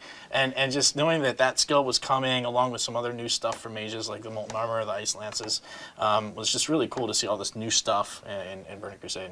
On the other side of that, I was really excited about Spell Reflect because I was really frustrated getting polymorphed and being able to like reflect that back on the mage. As a mage, I was not excited for you to get I bet you weren't. And there were even some PvE encounters that had abilities that you could reflect back. So I remember that was really fun to kind of find ways to tie. What are we watching? Defensive ability as well. I was a hunter. I'm a hunter also now, a hunter. actually. Yeah, I've switched. But I remember just chasing Beastmaster and just DPS, Watching the DPS, OG lady. DPS. Yep. That was it. That was the chase, yeah.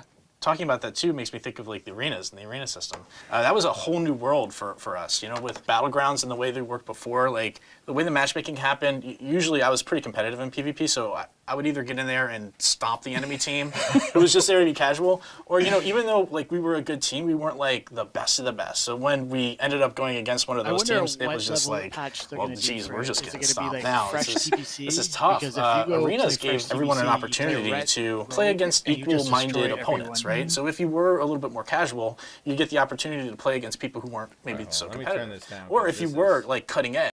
We're gonna mute that for a second. What'd you say?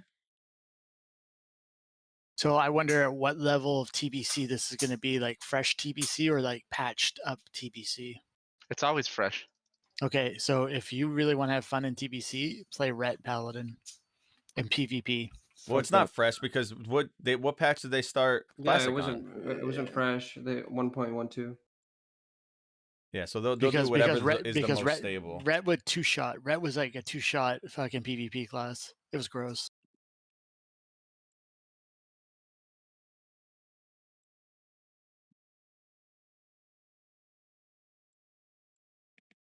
So we gotta wait until like some actual bros come on and talk. I think it says 9:10 is where they're just discussing random shit, and then a deep dive into the Warcraft development team is at, well, I mean, that'll be 6:40.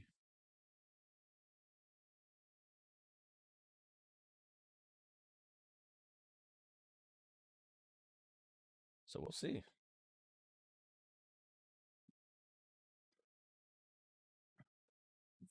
All right, where are we on this giveaway? We got 1 minute and 30 seconds left for the giveaway.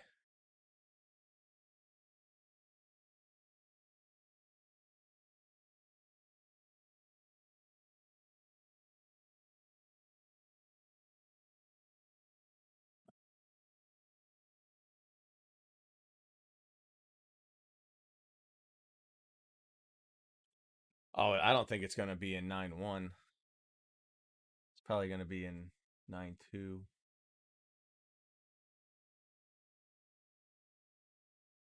When do you think flying's going to be? Storylines and still find lightness in it. So I just loved it. I love it. I'm an explorer. What? So You know, When do you think flying's going to be in Crusade really Shadowlands? opened up a new gameplay type for me. Well, don't I they have became a a thing? collector in Burning Crusade. I saw somewhere you guys and it like kind of started with created the ancient Outerling mount Scryer or something. because I got my outer rep all the way up, I didn't and see anything then like that. I was thinking about switching to Scryer, and people were like, "You're insane! Don't do that." And I was like, "I bet I can," just to prove people wrong.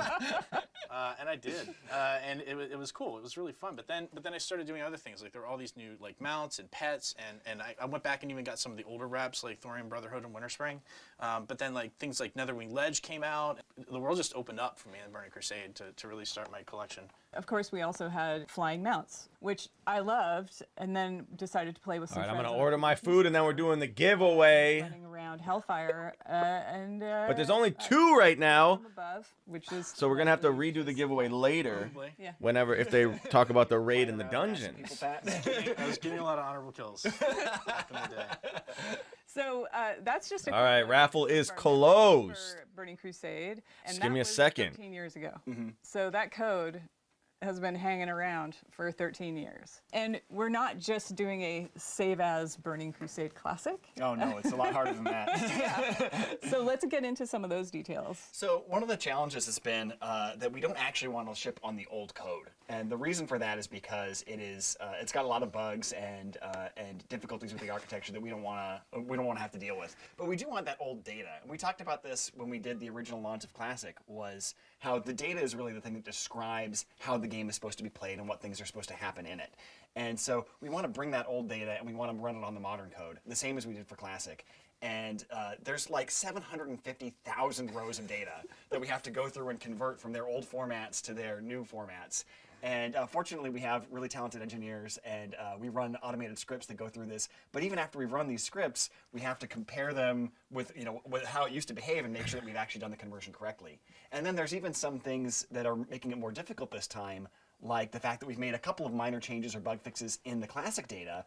And we want to make sure that we keep those as we're going into Burning Crusade. So we have to merge those changes with the changes that happened with the Burning Crusade originally, and make sure that we have a coherent set of changes that make sense to bring us from Classic into the Burning Crusade.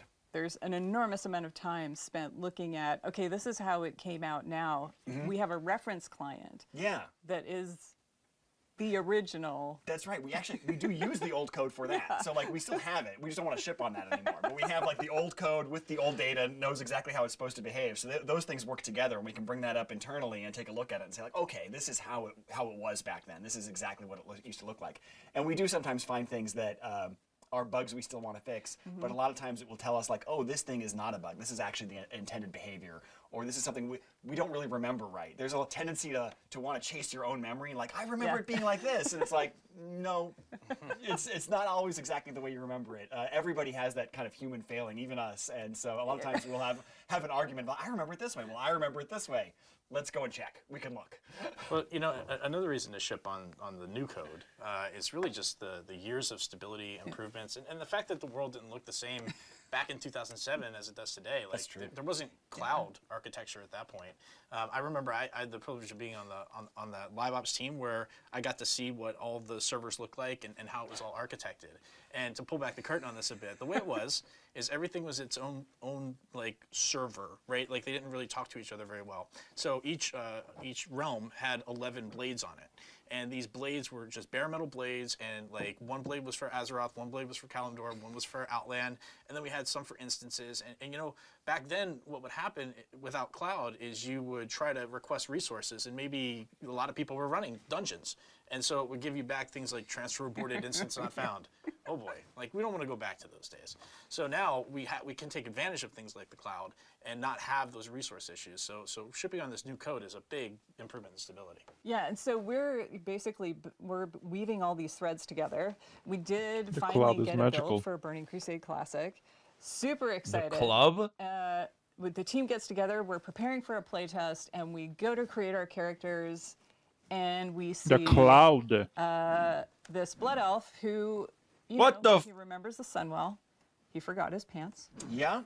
So everything didn't work the first time? What? I know. Yeah, I did mention like we had to go through and check for problems in those conversion scripts. So yeah, sure enough, what's going on here is that this guy thinks he's dressed, but he isn't, and you can see why he thinks he's dressed if you Does look that down. happen to you a lot? Only in my high school dreams. You can see if you look at his calves, you can see that he's got they're flared out because he thinks he's wearing boots. And the way this system works is we first set the geometry up for all the items that you're supposed to be wearing, and then we layer on various images that we call textures, and we'd use those to build up a single composite texture that's then wrapped around the geometry. But of course, in this case, when we were layering them on, none of the textures were assigned, so it just started with his naked body, and then was going to go layer on textures and didn't find any. So it thinks he's dressed, and so it's removed the underwear because it thinks it's put clothes on top. But there aren't anything there. They're all just completely transparent. So it's almost like the Emperor's new clothes. He's wearing invisible clothes, only in this case, that's really what's happening. It's crazy. And then, of course, I wanted to try Draenei because that's where my heart lies. I'm an Alliance girl. And this Draenei looks to be heads above the rest. That's not the Exodar. Yeah. No, definitely not. It's done Morrow, right? It is, and that's exactly the problem. It looks like the Draenei's too tall, but the real problem is that we're in the wrong place. And so, yeah, when you go to the Dunmorrow character select screen, of course, the camera is positioned for much shorter races like gnomes and dwarves, and so it's about knee-high on a Draenei. And then water. Really, Brian? We have water and Hellfire? Yeah, so Go for a swim. it turns out that Outland has a funny, unique feature that it doesn't have any oceans because the water just all falls off the edges and goes out into space. Sorry, guys, I'm almost done with the food, That works and then in, I'll in the game universe. but giveaway. But yeah, there's no ocean there. But we had accidentally flagged it to generate ocean, so we ended up flooding the entire world with an ocean until we found that and turned it back off. So through all of these processes, yes, we're obviously we're fixing what is broken. But also we thought it was a good time to start enacting what we call #some changes to gameplay and how things should work. Yeah, I mean, when you think about it, like Classic, our guiding principle was no changes. The goal was to provide as true-to-life, authentic experience of Classic that we possibly could for the community, and we accomplished that. What was interesting to me is to see this vibrant community that embraced it and then said, hey, but we're not exactly the same as we were 15 years ago, right? And they're right. Like, the times have changed. The world has changed. And so some of those things that maybe were out there that were not great and were warts back in the day. All right. Is not something. Let's give some shit away. Like something that is. All right, let's see. How do I do this? This is the first time, dude. Don't fucking. All right. So here we go. So we have 34 tickets. All right. Let's see what happens. Cast time warp overs. Trying to speed things up. Here we go. Picking a winner. Boom. Uh-oh. It froze. Oh, Sai. Sai's the winner, dude. Oh, shit. We got to pick one more winner. One more Prove winner. it. Show it. Oh, I am. Look. Right here. Fucking brutal. Stop the count. Here we go. One more.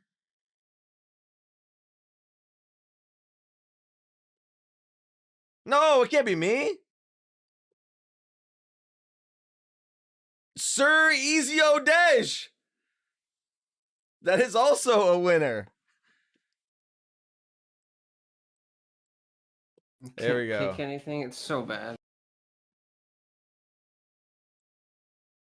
There we go. All right. So I am going to. Fucking rigged. All right. So I don't know what to do to get it to you guys. So I'm going to just log in to here. And I'm going to.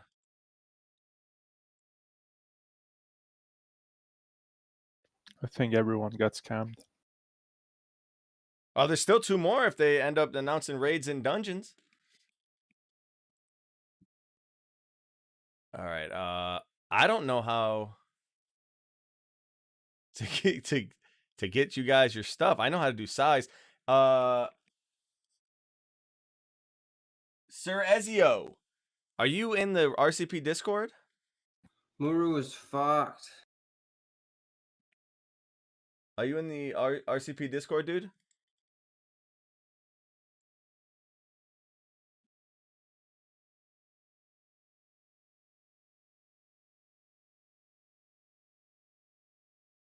Let's see.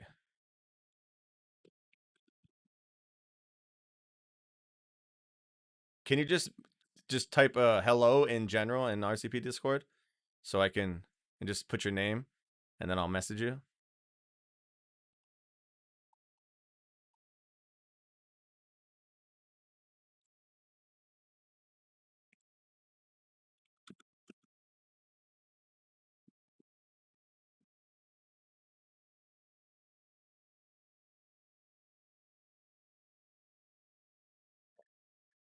Seal of Blood is so much better.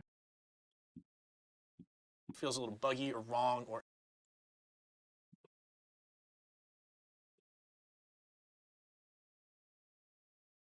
Are you Nightshade? Okay.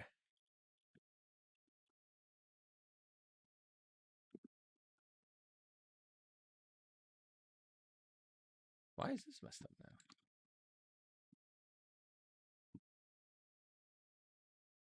In Burning Crusade, the arena team system only let you have the same number of players on your team that was the size of the bracket it was for.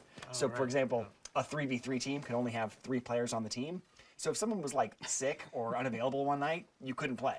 And that felt really frustrating. So we're definitely going to go with like the last version of that where you could have twice the size of the bracket on your team roster, so that you had alternates you could swap in and out. And then that way, as long as anybody had participated in, I think, 30% of the matches, then they got the full credit for the week of participation. So when we did personal ratings versus team ratings? I think that came later, and we're also considering whether or not we want to do something with that as well. Because another thing that was problematic about arenas was the way that the ELO system was so inflationary. And so we're talking about whether or not we want to move forward with converting that to something more like the modern MMR system, so that it isn't as punishing to people in terms of like waiting hours for a match at the highest levels and things like that. And another change, we're going to give players access to Blood Elf and Draenei early, so that before we actually open the Dark Portals, you'll have a chance to level those up. That's definitely not something we did originally. I remember I had a friend who was really frustrated that the rest of us were all running around in Outland, and he was like, I'm still back in Wetlands. What is going on? When can I play with you guys? So I'm really glad we're doing that. Doing that with what are you commenting about? Pre-patch will come out, and you'll be able to go start your Blood Elves and Draenei. And then content. What are you commenting about, got dude? Some phases happening. So the content phases that we got coming are exciting. We're gonna start with max level Draenei and Gruul's Lair and Magtheridon's Lair. And we want to start with just I must have missed that. Because we found with Classic that people really enjoy that kind of gear progression. And that's where all the tier 4 gear is with those. So does that mean that I don't have to level? People have an opportunity to level up, catch up to their friends, and all kind of go through these things level together. Earlier. So as we unlock each chapter, we want to make sure everybody's had enough time to be part of that chapter. And the next chapter after that will be Phase 2, which will be Serpent Shrine Cavern and Tempest Keep. Then next we move on to Phase 3, which is Hyjal and the Black Temple. And the reason that's a change is, of course, originally Hyjal was available from the launch of Burning Crusade, but nobody could really get in there because of the way the attunements work. So we'll unlock that as a later chapter alongside Black Temple. And then that'll go with Arena Season 2 at that point. And then Arena Season 3 will come out alongside Zulaman with a little bit of catch-up gear for anybody who's taken that long to catch up. It's another smaller instance, a 10-man. And then finally, Phase 5 will be Sunwell. Zulaman, dude! It's an expansion with a lot in it. And so we spent a lot of time talking about Burning Crusade Classic and Burning Crusade, which is exciting. Shit we've already done. There's a lot to talk about. There's a lot coming. We've already done all of this heavy. This is going to materialize. Well, yeah, really the question is, we have in every expansion, we've already done all of this. And never done a Sired Nathris. Well, yeah, we've done it in different forms. Not this. It's basically the same shit. I feel that most of the community is interested in this. Literally the same shit, just different. Don't piss on my Cheerios because you don't like the flavor. As I said earlier, you're going to be able to make a choice. So we'll talk about and explore these choices in some detail, and I'll give you some examples. So to start with the current servers you're on now, Classic Live servers, are going to become what we're calling progression servers. And what that means is the servers that are live now unlock any expansion we release. So when we get to our patch day, you're going to be presented with a choice. Do you want to continue on into the Burning Crusade, or do you want to move to Classic? So in that space, you're going to do that for every single character. So for my example, I'm on Warm Rest Accord. So I've got a level 60. I am definitely taking that on through to Burning Crusade. But I've got a couple of mid-levels that I know I want to move with my friends. Those are characters I level with my friends in Classic, and I want to continue that journey with them. We want to make it as easy and seamless as possible to just get right into Burning Crusade, but there are options. Oh, am I yelling, dude? Sorry. I'm excited to hear that. Get to keep my High Warlord. There's a lot of my friends, for example, who maybe didn't really play Classic when it first came out, right? And so now they're behind, and they're interested in playing the Burning Crusade. This was, for a lot of people, their favorite expansion that we've done. We want to make sure that those people are served too. And one of the ways we could do that is provide a boost to people who are interested in coming back that maybe aren't interested in doing the classic WoW experience, but really want to get into Outland as quickly as possible. Yeah, so the team, we spent quite a bit of time discussing it because we want to make sure we respect. Sorry, I can't help it, dude. I'm fucking a spaz. For 2 years, but also we want people to be able to enjoy Burning Crusade if they loved it the first time and maybe miss Classic. So we are going to offer a level 58 boost for purchase, but it does come with some restrictions. So it's going to be 1 per account. It's not going to be usable on Blood Elf or Draenei. It'll have some dungeon blues. It'll have level 40 mount skill, no professions. It's the basics. Basically, your Outland starting kit. That's cool. That's a really great way to jump into the game. I love it. I love it. I know a lot of people came back to play WoW Classic, and that's all they want. That's all they ever wanted. They're like, you know what, Burning Crusade, that's awesome. I'm sure some people are gonna love that, but for me, I came back for WoW Classic. What do they get to do? What's their options? Yeah, that was really important for us too. Yeah. So we had all sat down and discussed like how we should frame this. So when we get to our patch day, which is prior to the Dark Portal opening, when I said before, like, I'll go back to my example for Worm Rest, we will be launching Classic Era Realms at the same time as we do our All right, patch, Sai, I sent it, and you'll dude. have Did it that work? choice. So when you make the choice to go to Burning Crusade Classic, or you make the choice, like on my example, my level 40 druid, I want to move that character to Classic Era. And what Classic Era means is that those particular servers are going to stay in that era forever. So that is going to remain classic till the end of time. It's never going to unlock expansions. You'll be able to make that choice for every single character. Do you go on to Burning Crusade, or do you choose to go to Classic Era? Let's say, you know, you're behind the times a little bit. You'll still be able to have that choice. We haven't locked it to a time window. You're not going to miss the boat to Era. The choice sounds awesome, and choice in WoW is something that's meaningful. It's always been meaningful. Yeah. And I think it's something that's important when we look at the community, that you're going to choose to go to the Burning Crusade or you're going to choose to go to Classic. You know, some people may not be I comfortable don't with like the choice. choosing. And while we think that choice is important, we also recognize that there What are you gonna gonna pick? that are going to want to play both, right? I feel like this is the only meaningful choice Blizzard's ever given to anyone. You have some stuff left to do in Classic that you wanted, and you want to keep that character in Classic, but you also Too are much choice interested is that not same good. character wants to raid with your friends. It's It's like- TBC. So what does that look like? How do we make that What happen? the fuck? So we're gonna actually offer a paid service to let you. That's why I make a don't go to copy. Chinese Yeah, that's restaurant. what they, And I know, now they're copy's talking a about. big A copy deal. makes So, like you sense. said, Transfer this is something like we too don't want to make meaningful. just an automatic choice for everybody.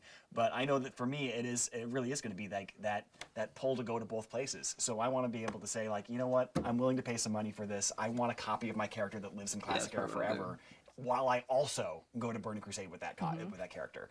And that way I can stay with my friends who are really excited to go to Karazhan. I'm really excited to go to Karazhan. I want to see my hunter go through Karazhan, but if I'm missing like a couple pieces of my tier 3 set from Naxxramas, I still have an opportunity to go find a new guild there and go through Naxxramas again until I finish that set. We're going to be spending a lot of time communicating these details. So Yeah. even as much detail as we're giving now, it's very high level. There's going to be a lot more detail to come. So keep an ear out. But with that said, so Pat, when's all this happening? Oh. Soon. Yay! So yeah, this is something that, you know, is important to get. People are still playing through Naxxramas. We want to make sure that they have enough time to do that. But what we are looking at, this will be happening in 2021. For sure, we are committed to doing that. And what we're looking at is starting the beta rather soon. So hopefully that beta will go up and we'll get that running. The community can come and participate, help us out. We'll start to hear some feedback on the things we've talked about today. If there's any adjustments we need to make, we want to make sure we have a long enough beta period for that to happen. And then we'll get that out to the players so you can all enter the Dark Portal. Yay! Yeah, it's exciting. So any final words? Yeah, I just talked about the beta, and you know, I will say just to the community, you all have been so instrumental in making Classic the success that it has been, and you will be equally instrumental in making the Burning Crusade a tremendous success also. So please get in that beta, play, give us your feedback. We want to hear all about it. So enjoy, welcome, and let's have some fun. Yay! Yeah, and it's been the highlight of my professional. You keep on career saying to the work on highlight of my Classic professional and have career. The support and love of this community. It is. Well, I really special to mean, me, and the I- highlight of my highlight is that I highlighted their highlights. So Yeah, and for me, I've been playing Classic since it launched, and I wasn't working at Blizzard then, and it's changed my life, obviously. So from me and the entire WoW team, we want to thank you for bringing Azeroth to life for us. So we will definitely be seeing you in game in whatever flavor you choose. And until then, stay classic. stay classic. All right.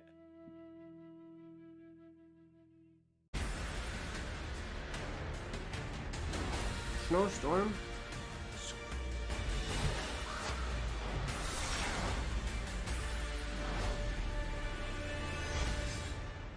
That's cinematic of Anduin was pretty sick. Yeah, that was pretty good. It's time.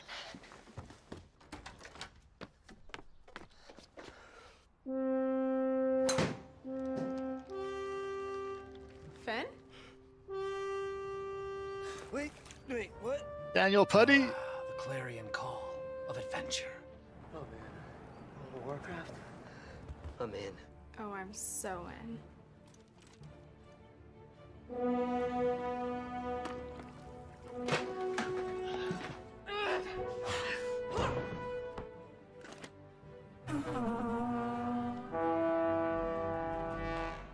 I knew you'd call.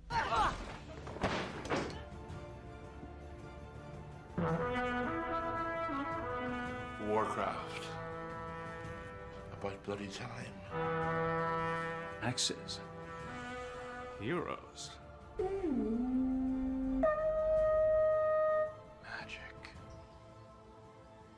Another one. Christian. It's been ages.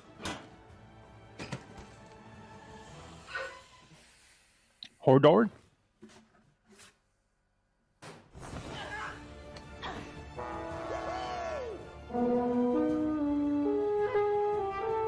There's just so much to watch. Like Jeff's talking in the Overwatch channel.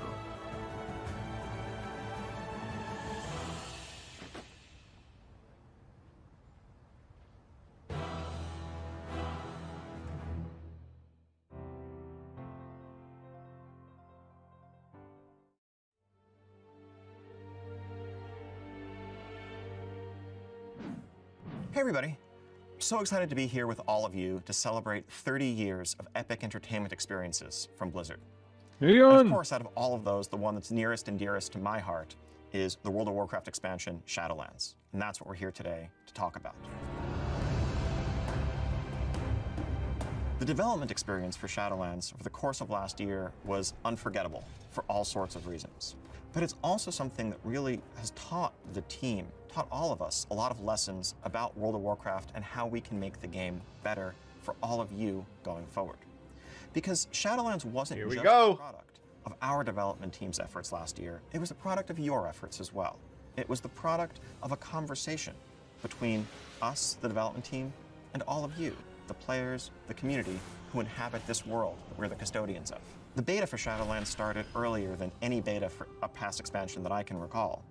And over the course of last year, we had tons of folks in our beta giving us feedback, reporting bugs. But we also had even more people just in the community in general, following developments, following updates, watching YouTube videos, chiming in on Reddit threads, on our forums, on social media, everywhere else, letting us know what was exciting, what was concerning, what you didn't understand, what you were worried about, what you were happy about, and more.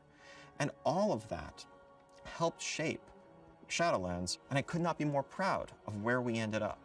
And it's been amazing seeing everyone jumping into this new world that we've crafted together and having an amazing time over the last couple of months. That's a conversation, that's a process that I would like to carry forward into 2021, and for that to be a baseline for how we build World of Warcraft going forward. So as we're here today talking about the next major update, what you're going to hear about shortly is where we're headed in terms of the world, in terms of the story, in terms of these epic characters we've just been introduced to, major villains like the Jailer and Sylvanas, and what's up with Anduin anyway. But we're going to talk a bit less, however, about systems.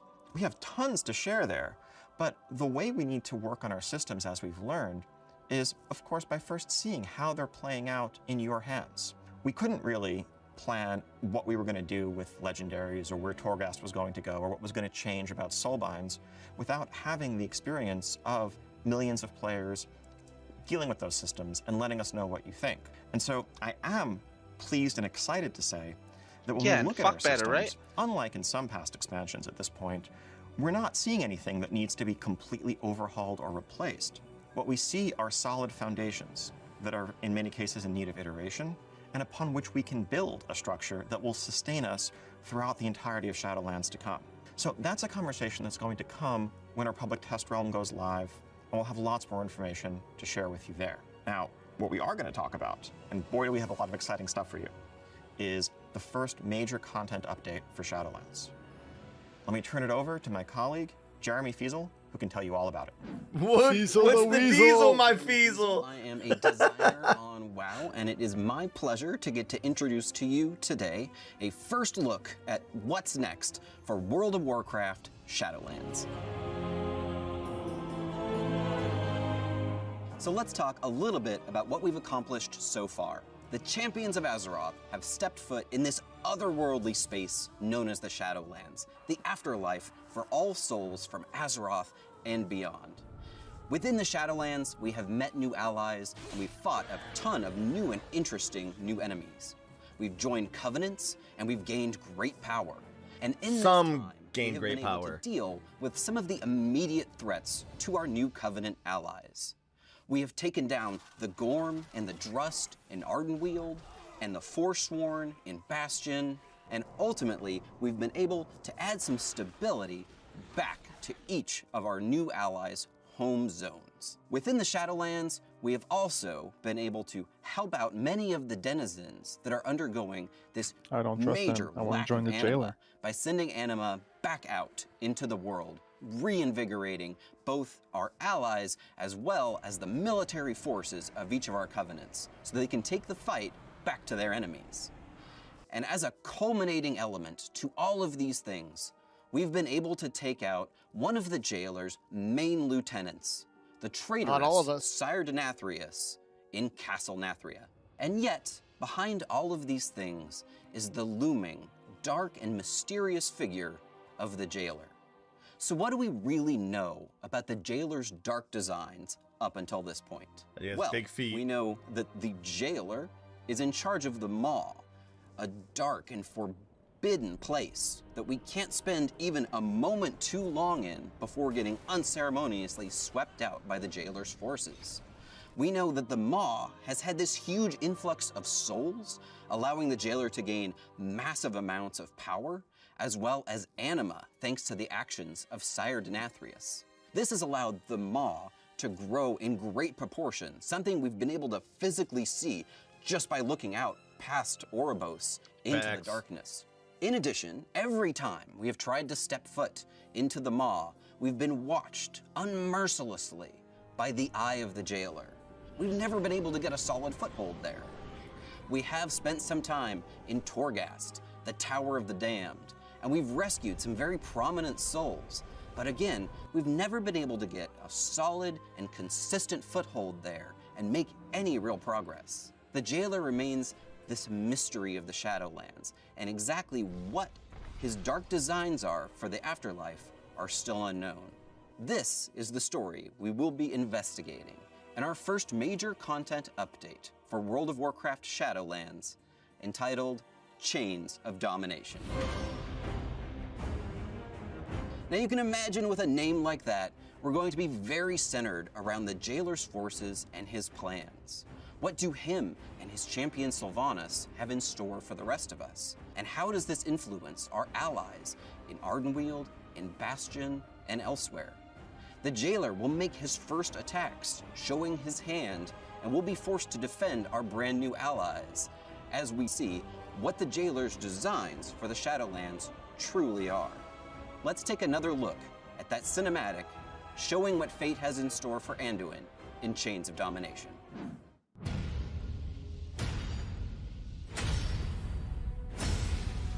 Look around you!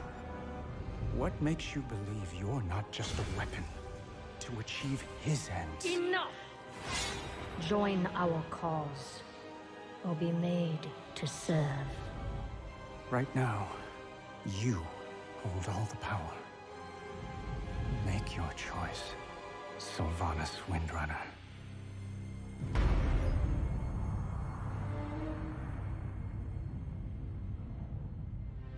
Despite all our efforts, the Maw continues to grow.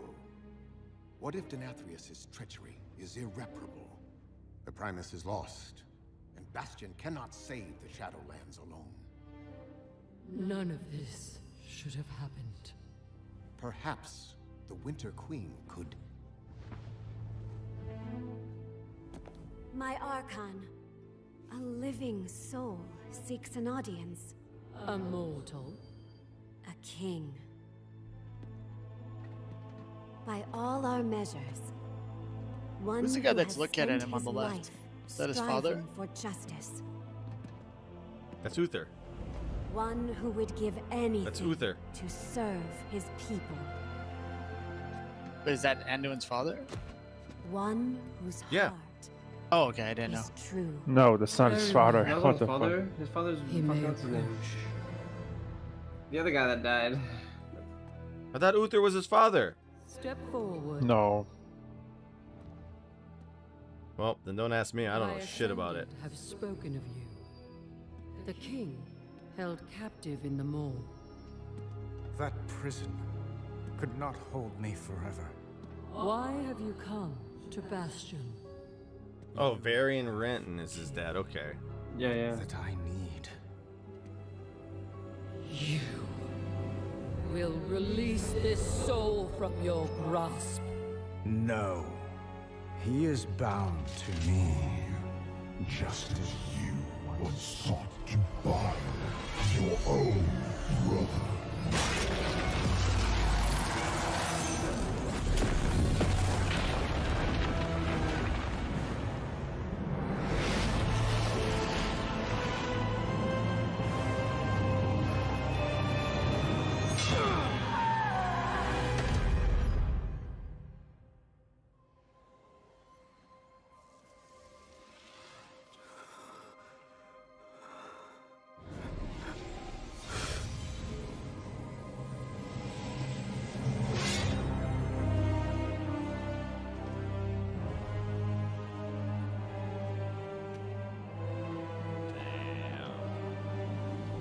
Scene that doesn't get old.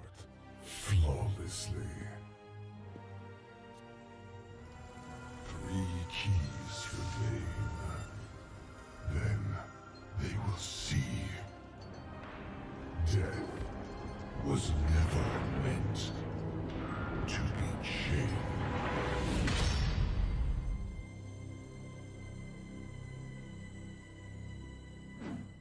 There's a lot to unpack there. But as you can imagine, we're not going to take a strike like that sitting down. We're going to call in the forces of all 4 of the Shadowlands Covenants. For the first time in years, they will all come together, now reinvigorated by anima and by our actions within the Shadowlands, to take the fight directly to the jailer. Within the Maw, we will uncover brand new, never-before-seen areas. We'll also be fighting off some new and never-before-seen enemies, of course, and naturally be uncovering some brand new Maw-themed rewards while we're at it. Our return to the Maw includes not only a chance for us to push back against the dark designs of the jailer in areas that previously were very forbidding for us, where we I don't love the Maw. spend very much time there. Having a secure, solid foothold with all 4 covenants allows us to push back against that oppressive force. We'll be able to stop the Eye of the Jailer in its tracks, exploring areas that we were unable to explore before, and our mounts will once again even hear our call within the Maw. The Maw will not only include some areas that we have seen previously, now with our new allies of the Covenants changing things up there, but also some never-before-seen sections. Let's talk for a second about the largest of those sections. So in the finale of that cinematic, you saw that the jailer had sent his chains off out of the Maw and into the darkness. What he found there, that landmass shown there at the very end of that cinematic, is a landmass known as Korthia, and it makes up the largest new section of the Maw. Korthia is an ancient space that was lost in the in-between. It has its own strange creatures and wildlife that inhabit it, but it's also inhabited by some of the characters that we've previously seen in Oribos, including the Attendants and the Protectors, and some of their city structures. And very similar to Oribos, it is filled with mysteries, the likes of which the Shadowlands has yet to uncover. It is these ancient mysteries that the jailer is truly after, the secrets of this strange group that we've only barely hinted at, known as the First Ones. Heading back into this area will allow us to explore all of these new sections, He's like a entertain snake. new content, meet new allies, and face off against new foes. And in addition, we will also see some brand new rewards. Some of the new rewards we'll find within the Maw include this Maw-themed undead horse, and a Maw hand mount that is actually a giant severed hand of domination that you'll ride on the wrist section of in a really creepy and cool manner. And of course, there will be Maw-themed battle pets to collect as well, including your very own minion of domination. But our true purpose within the Maw is not just to collect battle pets. That's just a part of it. The true purpose of bringing all 4 of the Covenants together within the Maw, of course, is to be taking the attack directly to the jailer's doorstep. The central area where the jailer has holed up with all of his main minions is going to be our focus here as we raid the Sanctum of Domination. Hey. Oh, new raid. The Sanctum of Domination will be a 10 boss raid, and you'll finally be able to face off against the terrible Terragru that I'm sure has kicked you out of Torghast more times than you want to mention at this point. You'll be able to take all of your allies and take the fight directly back to it. We'll also be facing off against the creature that is the actual eye of the jailer and figure out really what is the jailer's eye here. Those of you that were fans of the lore of the Titan Keeper Odin might have some interest in that particular fight. The jailer's inner sanctum, naturally, is a place where some of the worst souls were sent for the jailer's personal torment. And we'll be seeing some of those souls here as well. Really looking forward to hearing who you think will show up in the jailer's personal torment sanctum. Of course, any raid that features minions, servants, and soldiers of the cold dark like this one is going to have to feature our old nemesis, Kel'Thuzad. And finally, the culmination of the raid. At long last, we will be taking the fight directly to Sylvanas Windrunner, the Banshee Queen herself. The finale of this fight is going to change the future of the Shadowlands. But we're not going to spoil that for you today. However, can't wait for you to see what happens at the end.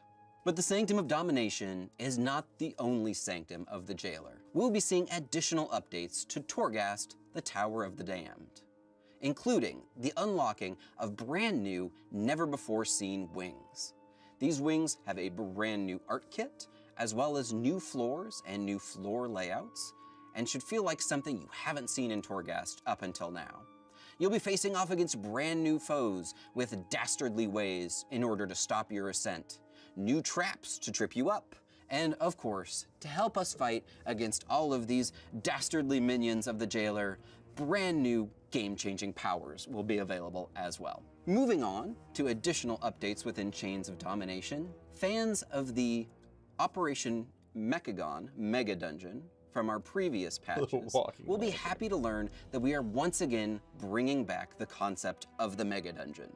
A Mega Dungeon is an 8-boss dungeon, epic in scale, and always has some unique and interesting loot that you can't find anywhere else. The Mega Dungeon for Giveaway, Chains Jim, of giveaway. Domination is That's gonna be 2 more focused people that get to win at the end of this. traders that we first met in Oribos, the Brokers.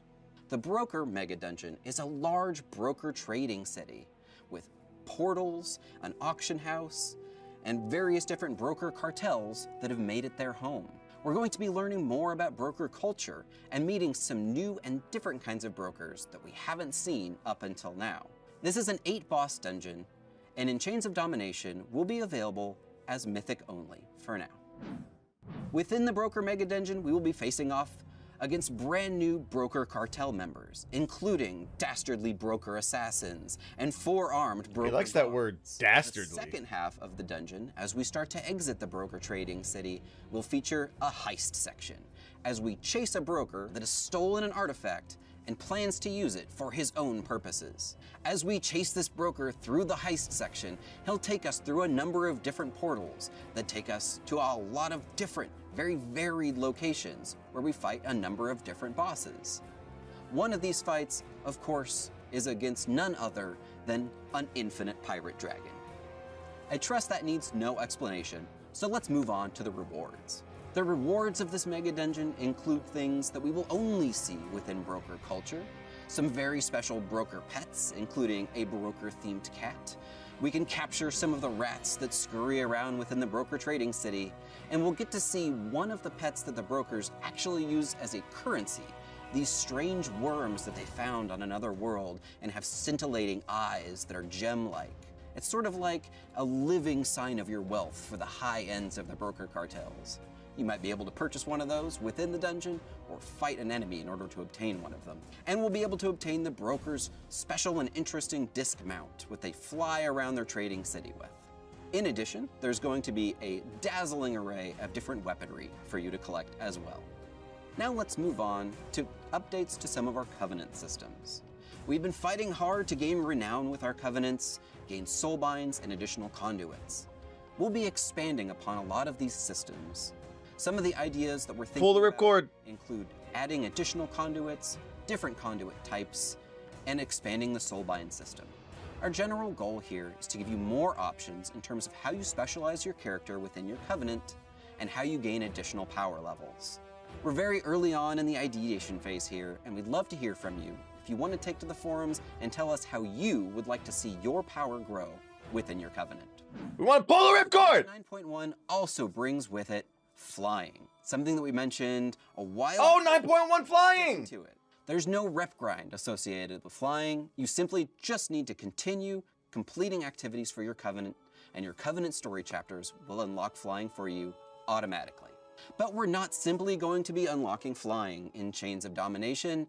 No, we want to do everything heavily Covenant themed because it's all about working for your Covenants. So completing the flying will also unlock a new specialized flying mount specific to your Covenant.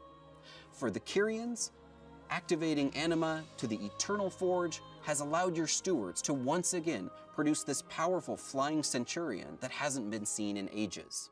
For the Night Fae, activating Wild Seeds with Anima that were thought lost to the drought will reawaken our powerful ally in the Wolf Serpent. From the Maldraxians, the Necrolords naturally go to their natural environment, throw a saddle on one of the giant corpse flies buzzing around their backyard, and send that on into combat. There's one thing that you do know, they're not going to be afraid of the stench of death. And for the Venthyr, activating Anima within Revendreth has allowed us to empower these Stoneborn brutes, giving us Anima-infused Stoneborn allies as our I might have to be Frost Venthyr. But that's not all. Continuing to advance your Covenant and your renown will also unlock a set of cosmetic armor.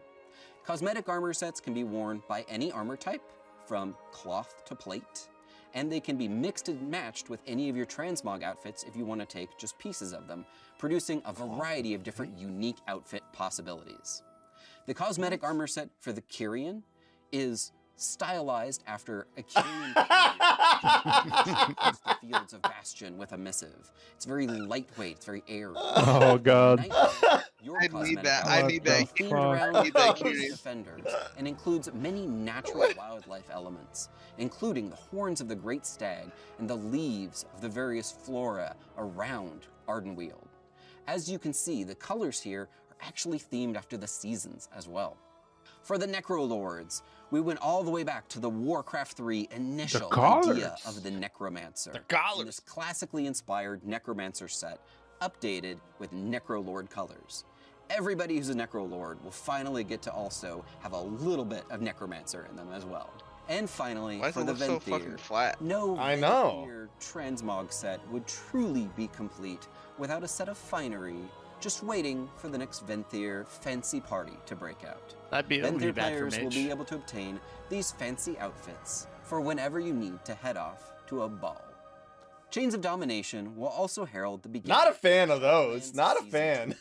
Where we will be seeing the addition of a brand new Domination-themed affix for Mythic Plus, an item level increase across the board in terms of available item levels that you can pick up by doing just about anything in the Shadowlands. We'll also be seeing the beginning of PvP Season 2, and something special in this PvP season that we're looking for is an Honor Talent refresh. The idea here is to take a look at some of our unused or underutilized Honor Talents and freshen them up a bit, change things around in terms of the PvP metagame. We'll also be seeing the introduction of seasonal rewards. These include both brand new colors of the Gladiator and Mythic Plus achievement mounts, as well as our new Vicious mounts. In this case, the Vicious mount is the Gorm. The Gorm was already pretty vicious, so slapping a couple of pieces of armor on that and sending them out into combat I could was deal a with that. natural thing for the I can deal with forces that. of the Alliance. And The honor talent refresh is surprising. let's take Didn't a expect second that. to recap everything coming at you in Chains of Domination. First, we've got some major story quests, including a lot of the main characters of the Shadowlands that are centered most specifically around the designs the images and that he plans used are of wrong. the Jailer and his attacks They're wrong? on our allies in our covenants. We will be taking revenge by taking the fight directly to the Jailer in the Maw and forming a permanent presence there with all 4 covenants. We'll be exploring some never-before-seen sections of the Maw, that wasn't including before. this new area known as. I think they're just streaming it shitty. That's probably why Diablo 4 looked like shit. Taking the fight directly to the I think the Jailer stream is himself just like in the taking Sanctum shit of out. Domination raid, which has the final boss as Sylvanas Windrunner. And we'll be making updates to Torghast, including some never-before-seen wings, floors, creatures, and powers. We'll be fucking- introducing a new mega dungeon. The themed around Lantern Man. brokers as a floating broker trading city with new Transmog bosses to Man. fight there and some very unique. Oh, We're going God. to be expanding upon the conduits and soulbind systems and adding additional choice and power. Jim, did to you your have presence Pirate Dragon within on your covenant. giveaway? And alongside that, we'll be seeing some brand new Private Dragon? rewards, Pirate including Covenant Dragon. Did you have that in your giveaway or no? And Covenant-themed cosmetic armor sets, both of which will be available in a variety of different colors to collect. And finally, we'll be seeing the launch of Shadowlands Season 2 and everything that entails. Thanks everybody for checking out our Shadowlands update. We've got a lot of really cool stories to tell still here in the Shadowlands, and we can't wait to get this content into your hands. From everybody on the World of Warcraft team, we hope you enjoy Chains of Domination, and we'll see you in the Shadowlands. Sweet. Are we back to Ian?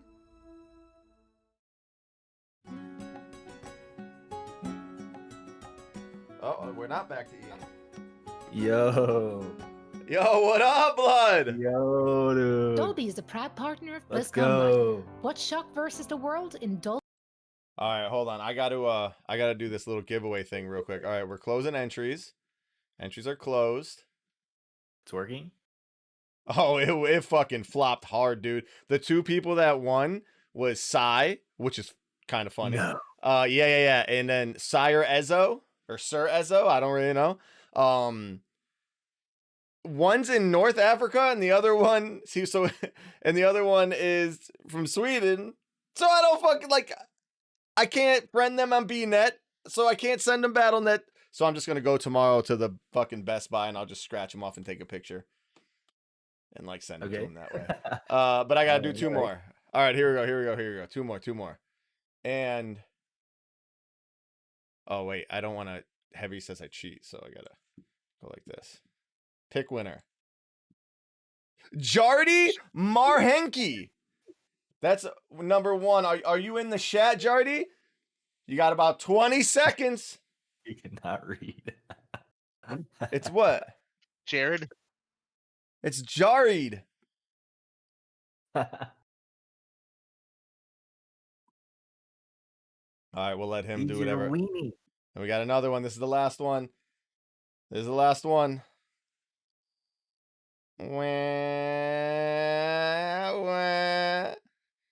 Just message me in Discord and then just type in YouTube what your Discord name is. Not like the whole thing, just the first part. Yeah, boom. Emily Weatherhall? Weatherall. Congratulations. Weatherall. Let's go. Congratulations to all of you guys. We'll wait for Emily. Congrats. We'll wait for her to write in. Give her a solid 30 seconds.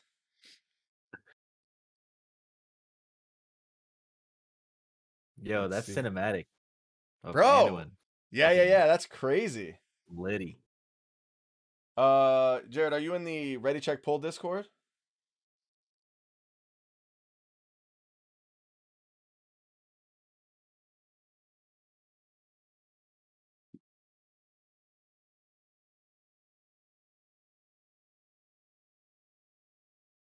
You can be. Okay, I'll send you an invite. Oh yeah, we can talk Emily about whatever you guys Weatherall, want. you around? What's that? Emily Weatherall? Oh, she's not here? Oh, going once? Going twice? Oh, she lost, dude. All right. Picking another winner. Here we go. Picking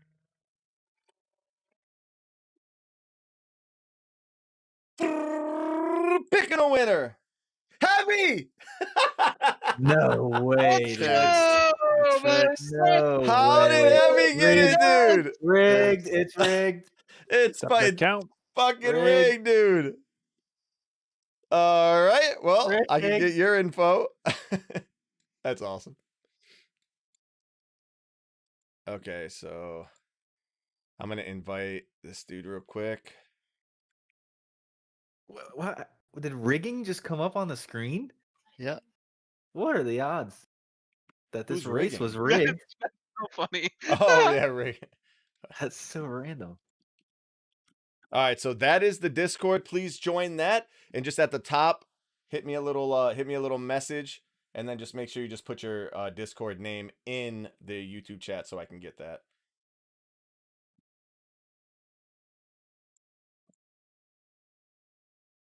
Yeah, that's actually wild. Dope. Let's go. All right, so I'll have. Dude. What's up? By the way, I gave Psy $20 Blizzard balance, but it was Psy a different hashtag.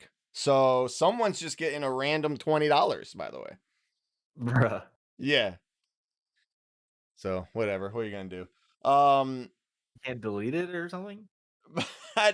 I looked at my Blizzard balance and email. I don't even know the Psy that I sent it to. It doesn't tell me anything. So, bruh. Well, $20 down. It says, and all he's gonna get, or she is gonna be a, hey, here's a gift from RCP. They're gonna be like, what? All right. Is that a scam? So, anyways, did I have 3 tickets since I'm a member? Yes, exactly. Members get an extra ticket. So yeah, so that's all the WoW stuff for today, right? We got Overwatch stuff, some random, Hearthstone, Diablo, whatever. That's all this. We don't really care about that stuff, right? Yeah.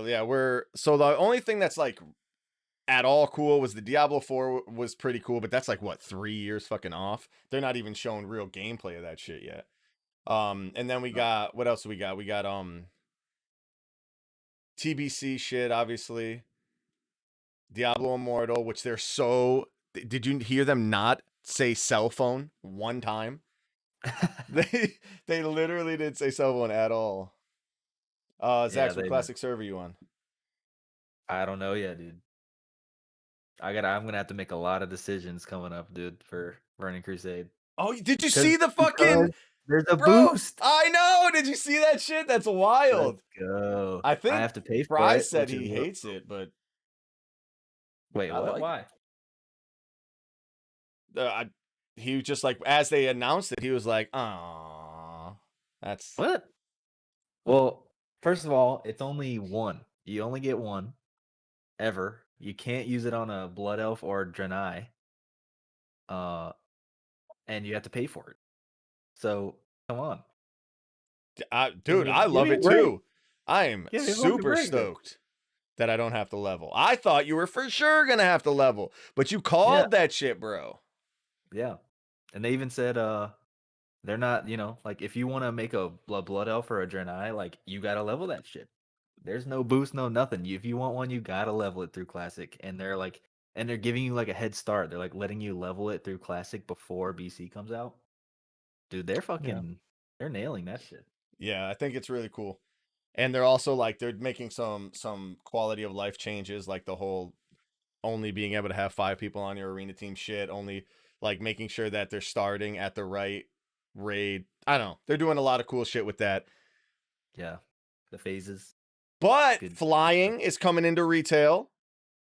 That's absolutely wild. I'm trying to just remember everything, dude. Dude, those flying mounts looked insane, bro. Yeah, the Venthyr one. I might actually go Frost Venthyr if, like, because that shit looks awesome. Not kidding. Jesus. And you know I will, unless you talk me out of it. Yeah, dude, that cutscene was insane. That's got some lore stuff going on, dude. Okay, I think one of the biggest misses probably for you. I don't know if you've realized it yet, but they didn't say anything about being able to swap covenant abilities. Dude, I was literally praying that they would. Fuck. Oh.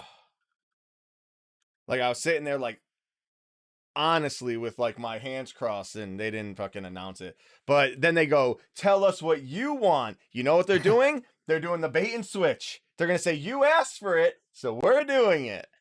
Yeah, no, but I hope so, dude. That sucks. Because then I really can be Venthyr and get the fucking mount. Right? Then I have no problems because it doesn't matter. Anyways, did you hear that they're doing the new conduits too? That's pretty sweet. Yeah, I didn't know what they meant by that. Is a new type of conduit? Something like that?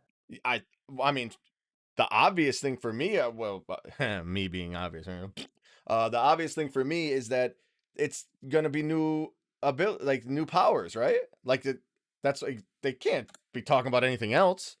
Well, he said like there's gonna be new regular conduits, but he said there's gonna be a new type of conduit. Like endurance, I don't know what potent, that blah blah blah. Yeah. So there might be like a giga conduit, you know what I'm saying? Oh, like a legendary conduit? I don't know. Could be anything. Bruh. Your Frostbolt now splits into 7. Hell yeah. Imagine if it's like some shit like that. Oh my good lord. Oh damn. yeah. Still can't use it. Yeah, dude, this is good shit for a while, dude.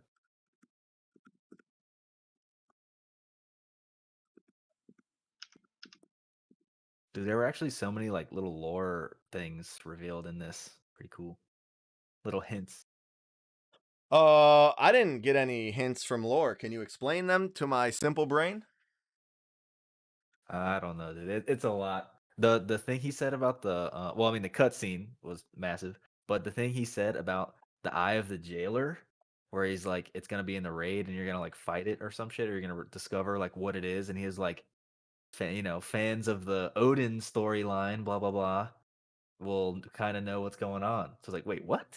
The Eye of the dude, that's some spoiler. Like, hey, I mean, I don't wanna spoil anything, but that's some news, dude.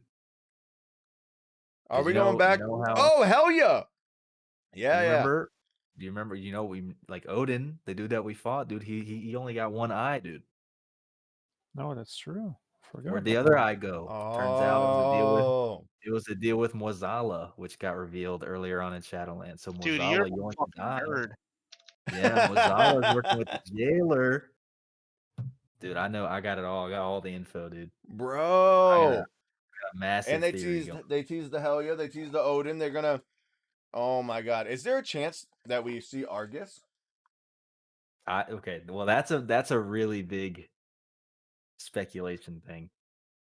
But is anyone actually like going down that road, or is that like a super I'm sure. crazy? I'm sure. Well, he's the Titan of Death, so it's like not super far fetched, but it's like, how is it gonna happen? Yeah. Because if we fight Argus again, I might be in heaven. Legit. I'll talk about it. I don't think play with Shift during that time. Yeah. Not tanking. Dude, I'm so hyped. So for TBC, what are you thinking for a class, dude? I have no idea. Absolutely no idea. I think I have to be a tank. I have to be a guardian. I don't think I can relive that time period without doing that. I don't know. Yep. I'm gonna have to do some I'm probably gonna have to do some like private server like type research, see what the meta is, so to speak. Even in classic, you're gonna min max. Well, you know, I don't want to be playing the My thing guy. that nobody wants. You know what I'm saying? I just want to be viable. I don't want to be a boomkin, some shit like that. They were bad. I think you need to set your priorities straight. All right, what was like viable back then? Dude, we didn't even give a shit about damage. Warlock. Warlocks were crazy. Dude, seeing Anduin is just... What you eating, dude? I'm actually just waiting for us to be done with this conversation because my Buffalo Wild Wings is getting cold and I don't want to eat on stream. So, well, what we can do is you can keep the stream on and do like a podcast starting soon while you eat or something. Perfect. If you can segue into that.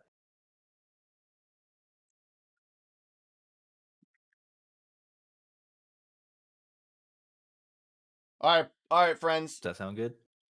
Well, yeah. Well, hold on, but the problem though is that the thumbnail isn't gonna work, so I would have to end the stream and start it again to get all that shit to work right.